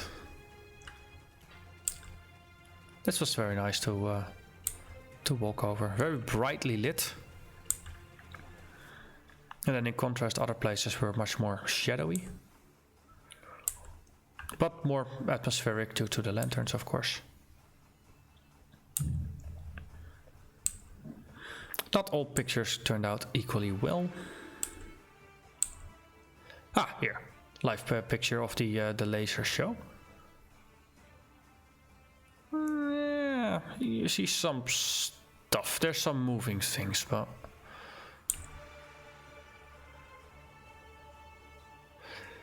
I don't see it too well. Oh, this is better actually. Got closer to something that was projecting. Looks nifty, and it looked even better in person. So we'll just have to take my word for this. In hindsight, I definitely regret not buying a new iPhone for prior to the trip, because I still have an iPhone 7s, which was brand spanking new 3 or 4 years ago, and never really needed better pictures. But yeah, this made me realize that nighttime photography is one of those areas where every year new generations of photo cameras just get better and better. So I could have benefited from it. So the walk back, so that's remember that forest with all the 60 different types of trees I walked through on the way here as a shortcut. Yeah, there's no street lights there during the night, so I actually used the flashlight on my cell phone as a improvised flashlight to actually guide my path through.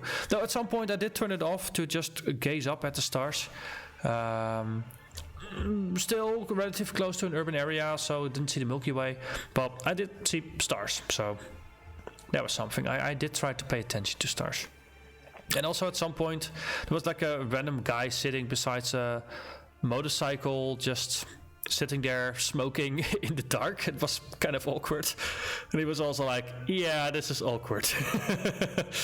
That's kind of funny. Okay, so bugger off. Yeah, there's another 12-hour time gap, so this is the next day. This is the day where I'm leaving. I was supposed to leave at like 3 in the afternoon, 4 in the afternoon, something like that. So I had a whole day for some stuff like Whakarebarawa. The final of the cultural things in this Rotorua trip, and after that back to Auckland for me. So more walking. This is the village. So let's see, this is the village. Then you got the Puya back there for and then the city is closer to this way. Half an hour's walk. So entry bridge, there's a bridge now, used to be just stepping stones, and if there were people visiting, then the younger folks would actually take older folks on their back and carry them across, and they would get a penny or something as a thank you for that. And now the tourists are encouraged to just throw small coins off, so the kids can actually just dive it up, and no, they're still penny divers in that way. So that's old tradition in new form, which was kind of funny. So, and ancestral meeting house back in the 40s. Food hut. So more thermal stuff. This is the meeting house today. kind of looks like googly eyes, sort of kind of funny. Another mud pool. Hey, my photo is not animating. Okay, so another bubbly pool. There's a lot of thermal activity here, and they actually still use some of the thermal stuff. Ah, this one. Okay. Also, there's another thermal pool, and they actually have some of the water. They just siphon it off. And then they siphon it off, and then the zigzags over there, and they actually have baths that are filled with it. So there's some pictures of baths.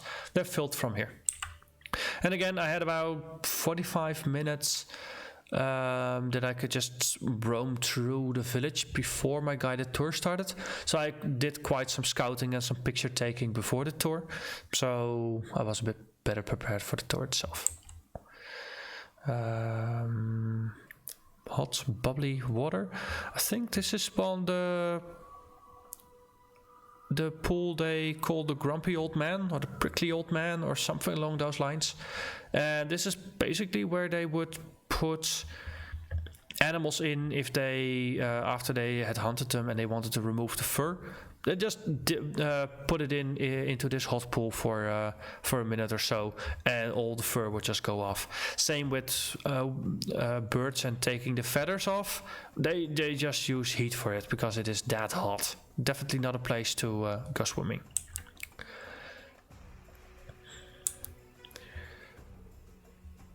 This is looking at the Tepuya geysers from a different perspective. See, we've seen that one from the other side, from over there. And look, swimming pool, and it is being fed by the geysers. And the temperature here, 30 to 40 degrees. This is actually because this is Snowwhakarawa, the living Maori village. 60 to 70 people actually live here still. And when the tourists are gone, they actually just take communal baths here. It's also, yeah, still some minerals in here. So apparently it's also pretty good for your skin. I actually stuck my hand in here and it was definitely felt nice. Nice and warm. And this is how it gets here.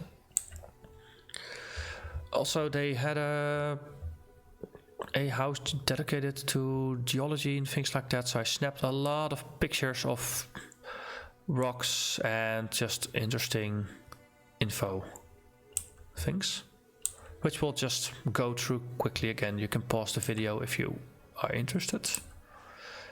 But I suspect most folks are not. But it was interesting to read about it.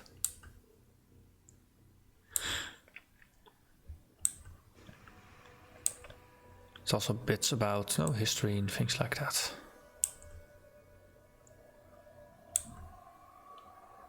This is throwing a coin in to have the kids catch it. Wee, that's my coin. And off they go. You make them work in exchange for money. Does that technically qualify as child labor? Curious mind wants to know. Our guide in front of the family home could take a picture from the outside looking in. Maori microwave. I like the term. And they actually had a nice hot bath here, and they cook food in here. Here you actually see some of the some veggies. I think there's corn in here.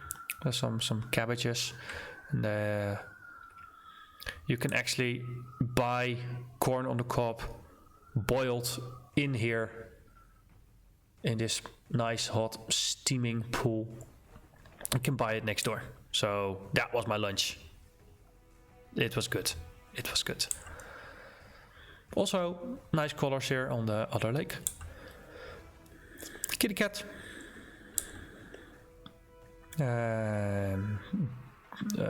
Cemetery. Interesting thing, Maori did not start burying their dead in graves until they basically just took over the tradition from the British. Because the Maori, they adopted Christianity and things like that as well. Though they sort of kind of mixed it with their own. It's yeah, they're definitely more open-minded about religion and things like that. But prior to that, if someone died, then the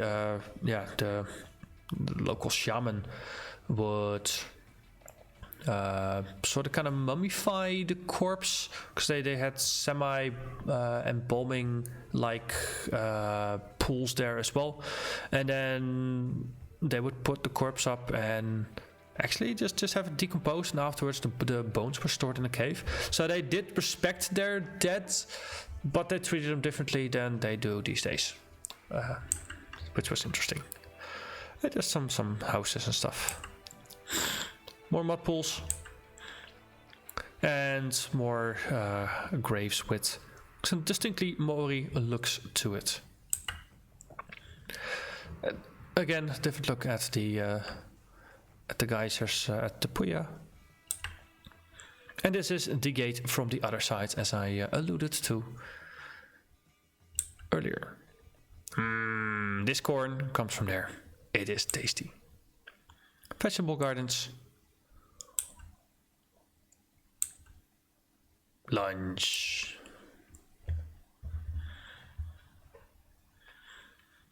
Another Maori cultural performance about to start. And that was also okay. It was the third one I had seen.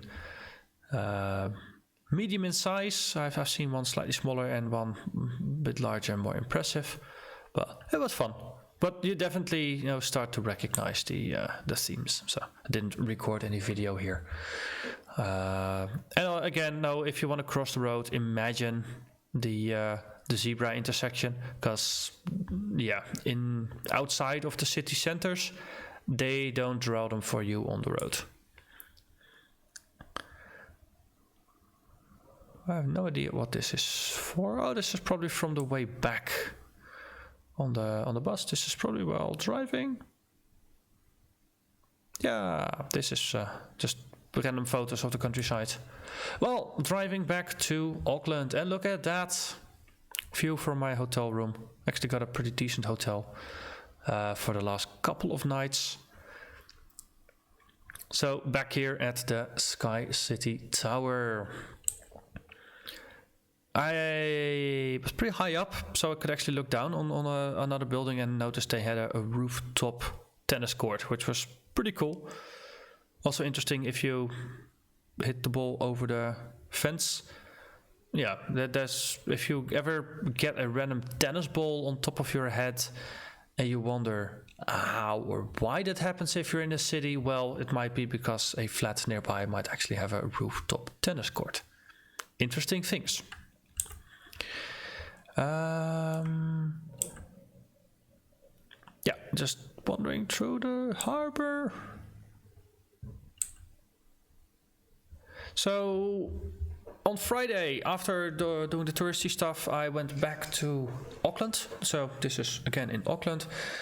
The next day, on Saturday, I was doing my trip to Rangitoto Island. That's the largest of volcanoes of the Auckland area. And you go there by ferry. So Fuller's is the one that organizes it. It was a bit of a search to actually try and find exactly where my ferry was going to depart from. So in my usual fashion, I was a bit early, just scouting about. Happened to find ice cream, which looked amazing. So yeah, it was definitely not a punishment scouting about and eating ice cream while doing that. Oh, look at that. So good. So eventually, after waiting and just chatting with some folks, the ferry arrived and I found a nice place on top of the ferry to just snap lots and lots of pictures. So on the way to the island, weather conditions were nice, wind was calm. On the way back, we were going against the wind, and the wind definitely just streamed past my face and led to some interesting videos that and pictures that I snapped. But yeah, on the way there, things were gentler. Another selfie. People on a jet boat. Just going by, really big cruise boat on the side, and on the other side there was another one. It's almost like there's a tower flat on the boat next to you. It's kind of wild, actually. Never been on a cruise. Will be interesting to do as well one day. So, Auckland from the sea.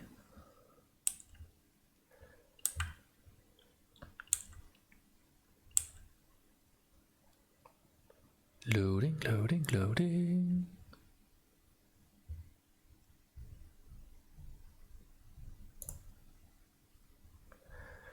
Okay. In the back there's Rangitoto. We're gonna get closer and closer and closer. Rangitoto Harbor. It's not very glamorous, but it works. And then we are there. So I had a... So for Rangitoto, you can just take a ferry there and then just explore things yourself. I did the Explorer Tour. So there's this tractor with a cart behind it that takes you across the island. It shows you all the corners of it. And near the summit, they just drop you off and you have an hour or half an hour or something to just go up to the summit, look around, take some pictures, and then go back to the tractor and then finish the rest of the tour. Which... Given the time schedule, I only managed to take one of the later time slots to actually go there, so it all just kind of worked out. So that was nice. Because, yeah, 5 o'clock in the afternoon, the latest ferry goes back, and then you really have to be on it. So just snapping some pictures. It's definitely it's a volcano that erupted 600-700 years ago. Definitely very, very volcanic still, and as our guide described, now in the beginning you just have black rock, the basalt rocks, and then the first stage is just this white moss or lichen or something along those lines that just gets on top of it, and it just starts eating the rock. It just chews through the rock, and then on top of that a different type of lichen can grow, and eventually you get a bit of a layer cake of different types of lichen just all eating each other, and eventually below it's just the basalt rock just slowly getting whittled away. And at some point you have there's a specific kind of tree that grows here, which does not need soil. It works with this lichen eating rock kind of environment. So the trees will set up there, and their roots will just crawl over it and form sort of a bottom layer, and their leaves, they will drop and form a layer for other plants to grow, and slowly that is the foundation for an ecosystem. They had a bit of an issue with different kinds of animals that got imported from different places, which start eating or attacking the plants and things like that. So they really put in a lot of effort to, starting from the 80s I think, to just eradicate all pests from the island so nature can actually just do its thing again. So they're also a little bit strict on you not bringing rats or other pests along to upset the balance again. So lots of volcanic rock mixed with green stuff. Also some traps here, just in case some pests do manage to get in. Chances are they're gonna get into a trap and get themselves caught, so they're not gonna be an issue anymore.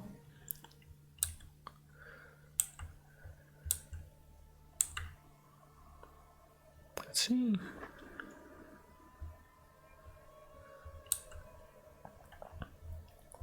Some solar cells and things.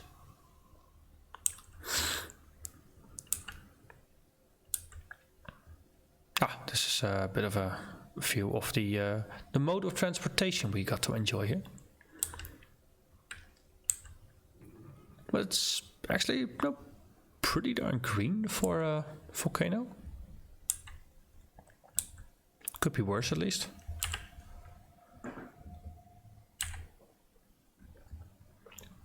So this is where we got dropped off, so we could do the climb up to the summit. They gave us 30 minutes, but we could do it much faster. 30 minutes is if you're less mobile, so to say.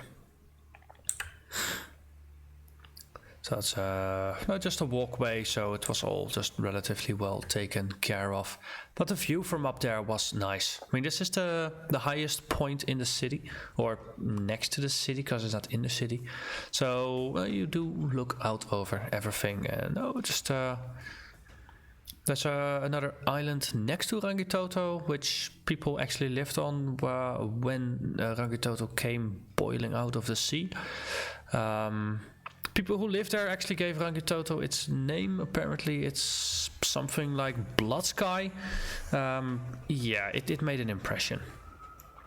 But the view is pretty. Now, a trap from up close. They put eggs in here to lure pests and things.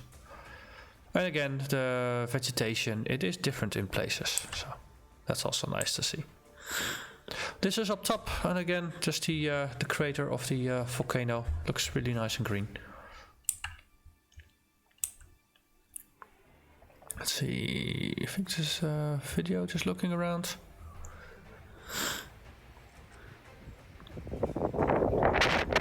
It's a bit windy up there. As you would expect, obviously, from a place that high.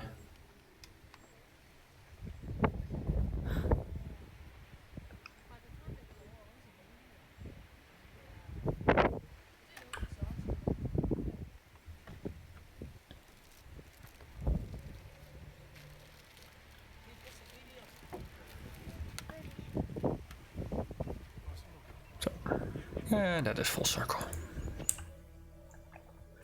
Some more panorama shots. Picture of me in my Path of Exile shirt, city in the background. I like the picture.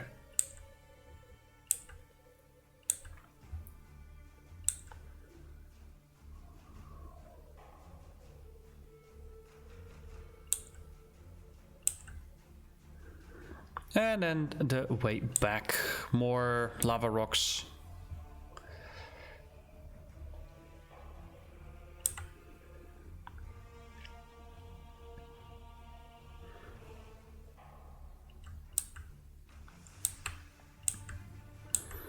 So at some point we had a couple places to stop for some pictures.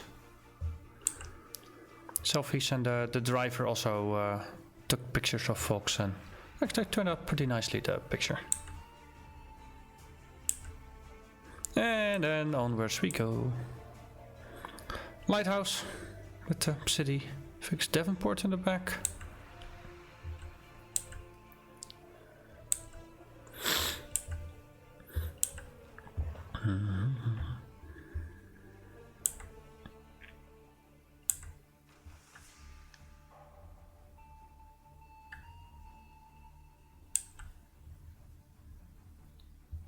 Okay. Also, getting to the end of the show here, I realized there's one section of the trip that is not in this album, and that is the Christmas market. So, gonna have a quick jump over there afterwards, just to have a look at that one as well, because that was definitely something else as well. So, long video will be even longer. So, suspect if you made it to this far, you really are interested in the trip and what I had to see. So, you probably don't mind seeing much more. Oh yeah, this was the wind on the way back. As I said, the wind was intense. So, this is it looks interesting. It looks funny. Well, yeah, the wind just sweeping over your face, it definitely really dried out my skin. So it was just flaking off not too soon after. So breakfast on the last day, I think. And then once I was back home, all the merchandise I had. So some presents for folks, some t-shirts. I got this one in Hobbiton. Some socks with cosmic kitties and a kiwi t-shirt I got for jumping off the tower. Cloth map of Rayclast. Some various t-shirts and things. The cap.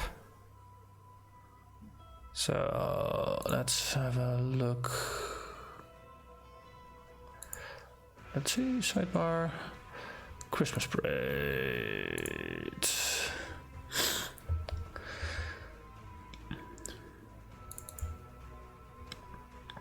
So let's just blitz through this one as well. See if we can keep this one under 4 hours. So early on the road already was just closed. And something was a brew.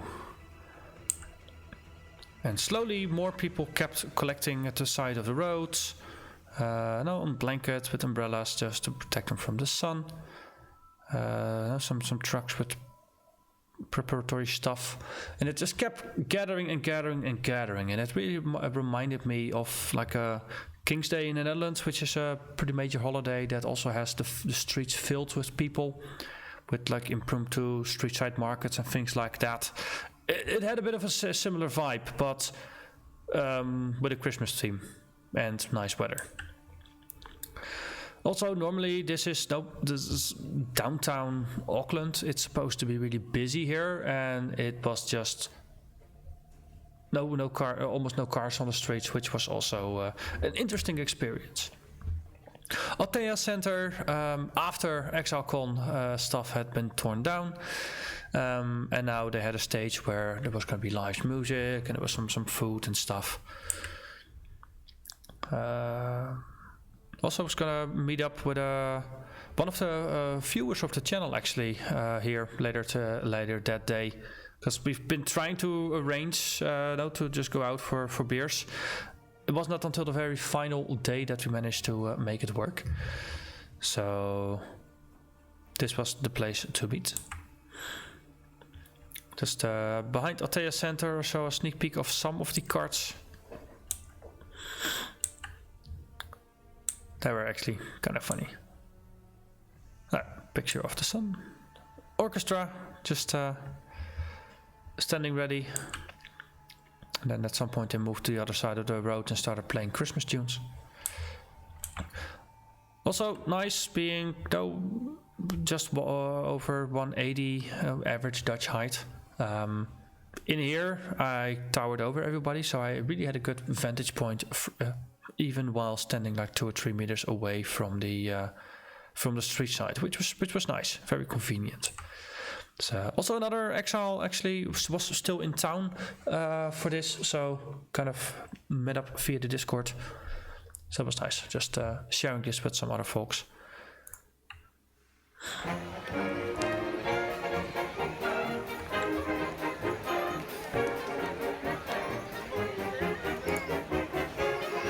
So yeah, that was interesting. Folks just swarming the orchestra, because it was still a while before the tour would actually start. Some folks cosplayed as superheroes, just casually strolling down the road.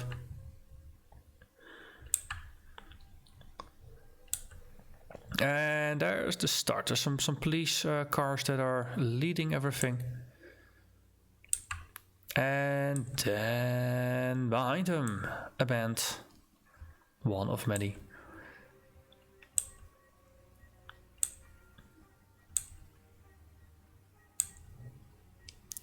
Christmas boot thing. Story time. Some of the cards were really nice and creative. Others were like, wait, what's this? They put some effort into this one. Others were much more lazy. Occasional reminder that this one was sponsored by farmers. For a while I thought this was just a farmers market or farmers Christmas parade rather than that there was a company called Farmers. Still, I have no idea what the company actually does, which is interesting. Seems like a sort of a branding fail still. Merry Christmas. A marching band of frogs. Definitely cool.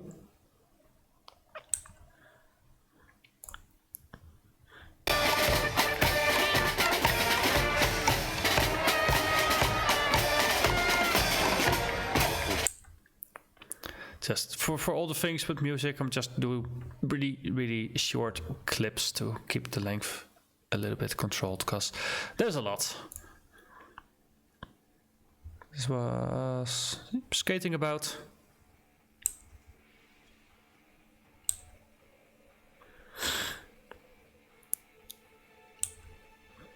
Some people in more steampunky outfits.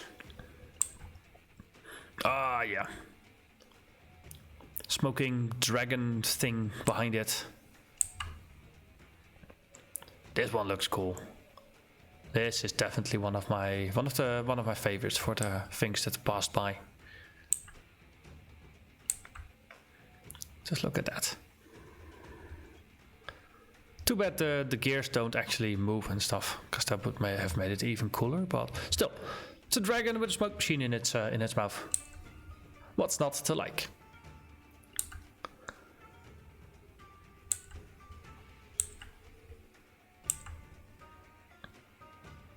And this is more on the meh side of things. Kids doing dances, Goldilocks and the Three Bears.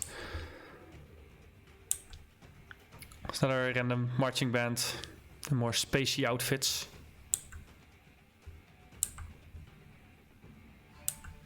I tried to just have every group of performers at least snap one or two pictures. Usually one when they were approaching and one when they were closer to me.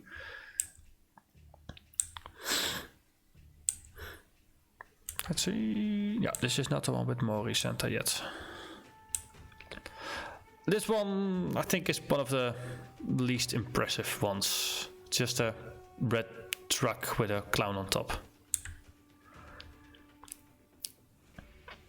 These were kind of funny, these mini vehicles. Ah yes, this one. This guy, I've dubbed him Mori Santa. It's just a really Santa looking dude with Mori tattoos. Was cool looking. Mori Santa. Better than real Santa.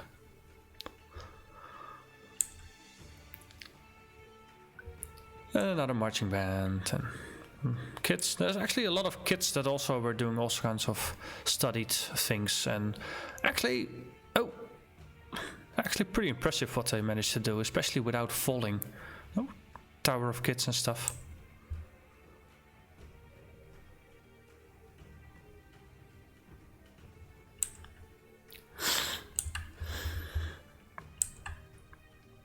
This is just funny.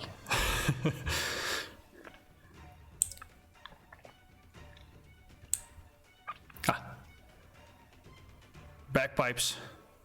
Might have actually got some music for this one.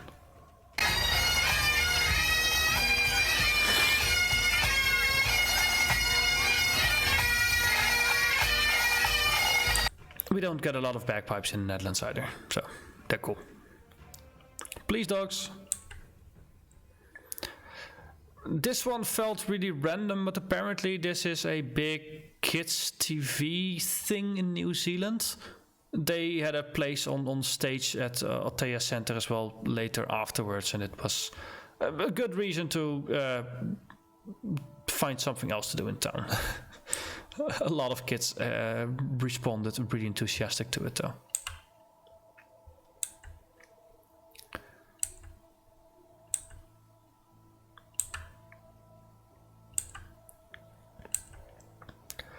But it's definitely a big variety of things. Mickey Mouse.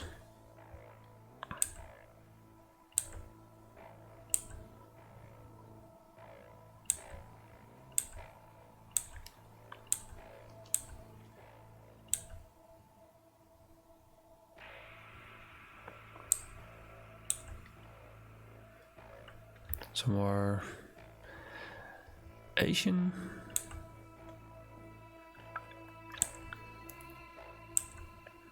Different styles.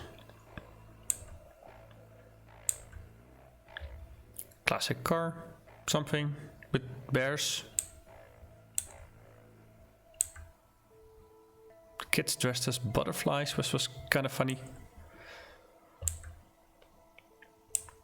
Also a really cheerful looking bunch.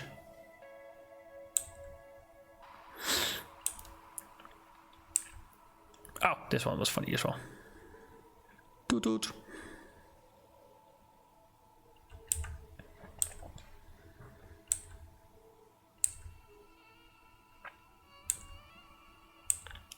A T-Rex because it's Christmas.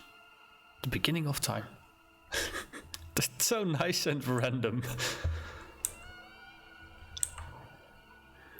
And then we got folks who actually put some effort into the costumes afterwards, which is also a nice mix. Pirate. Christmas pirate.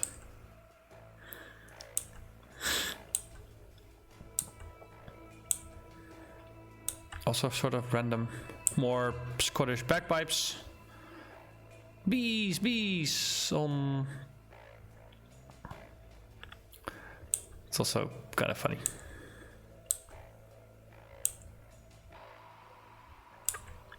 They just kept on going. As I said, this entire thing, it took over an hour for it to actually end. So definitely was a little bit on the long end.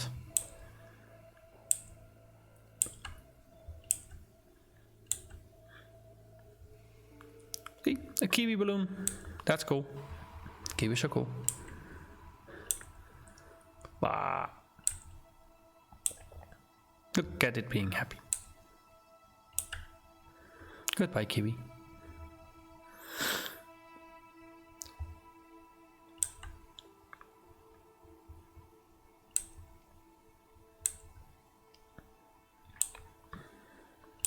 More bagpipes.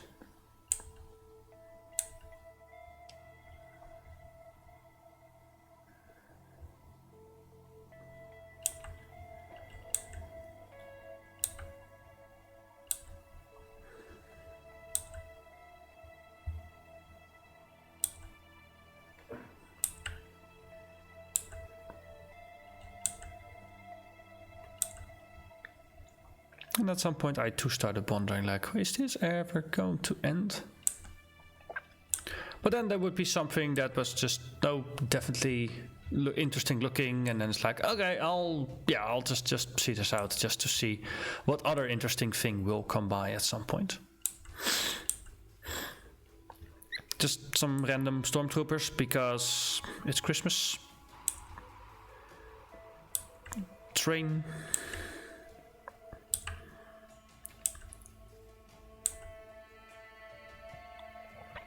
Pikachu, because of course there's a Pikachu on a train. Why wouldn't there be a Pikachu on a train?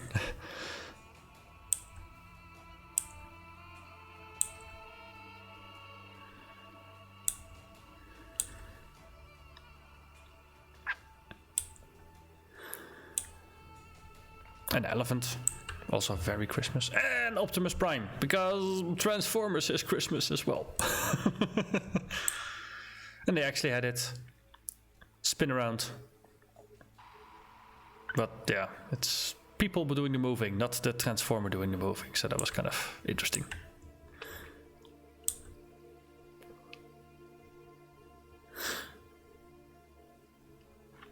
Some random people in the car. As I said, some make more sense than others. More of a Cinderella thing.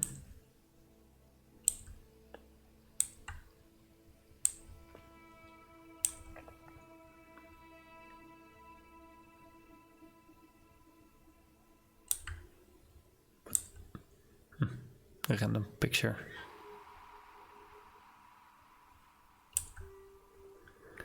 If you're wondering where is Santa in all of this, that's of course the last card. Because everybody is heralding Santa.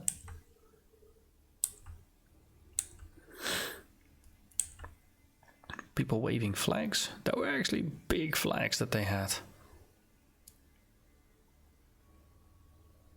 That's must be pretty tiring if you do that for an hour.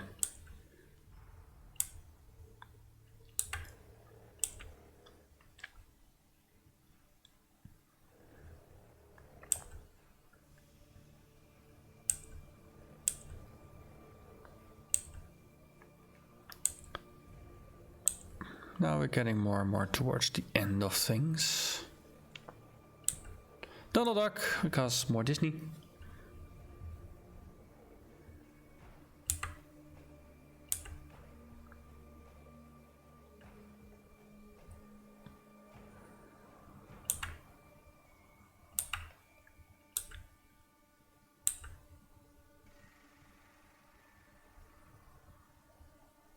Let's see.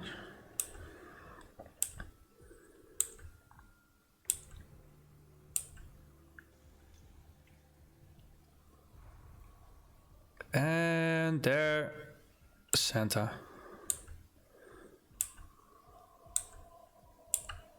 The Santa Claus.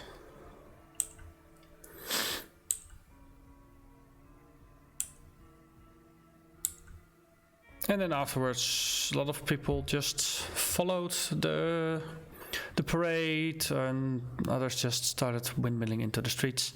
Lots of folks here, definitely lots of folks here. Grab some food, listened a bit to the music, but at some point they started doing the kids show, and I was like, yeah, this is my cue to get out. So, oh, see, there's the Mori Santa. So at that point, after the thing was done, met up with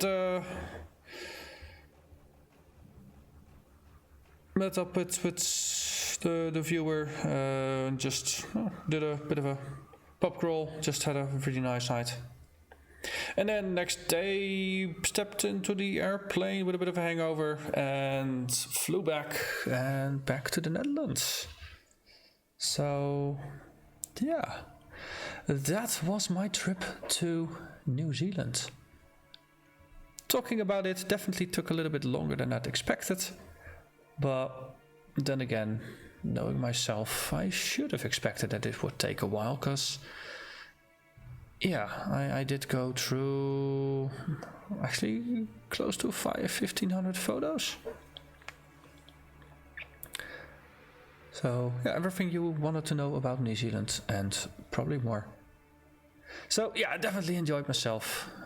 Definitely recommend New Zealand as a vacation destination. And before the trip, I was like, this is a once in a lifetime thing. I'm probably never gonna go back here. Having been to New Zealand, I think I will be back there, because I've only seen a little bit of the country and already really liked what I saw. So yeah, there's more to the country to be seen. So yeah, but that's gonna be for another time. For now though, I want to thank you very much for watching, and I hope to see you again in another video. Bye bye.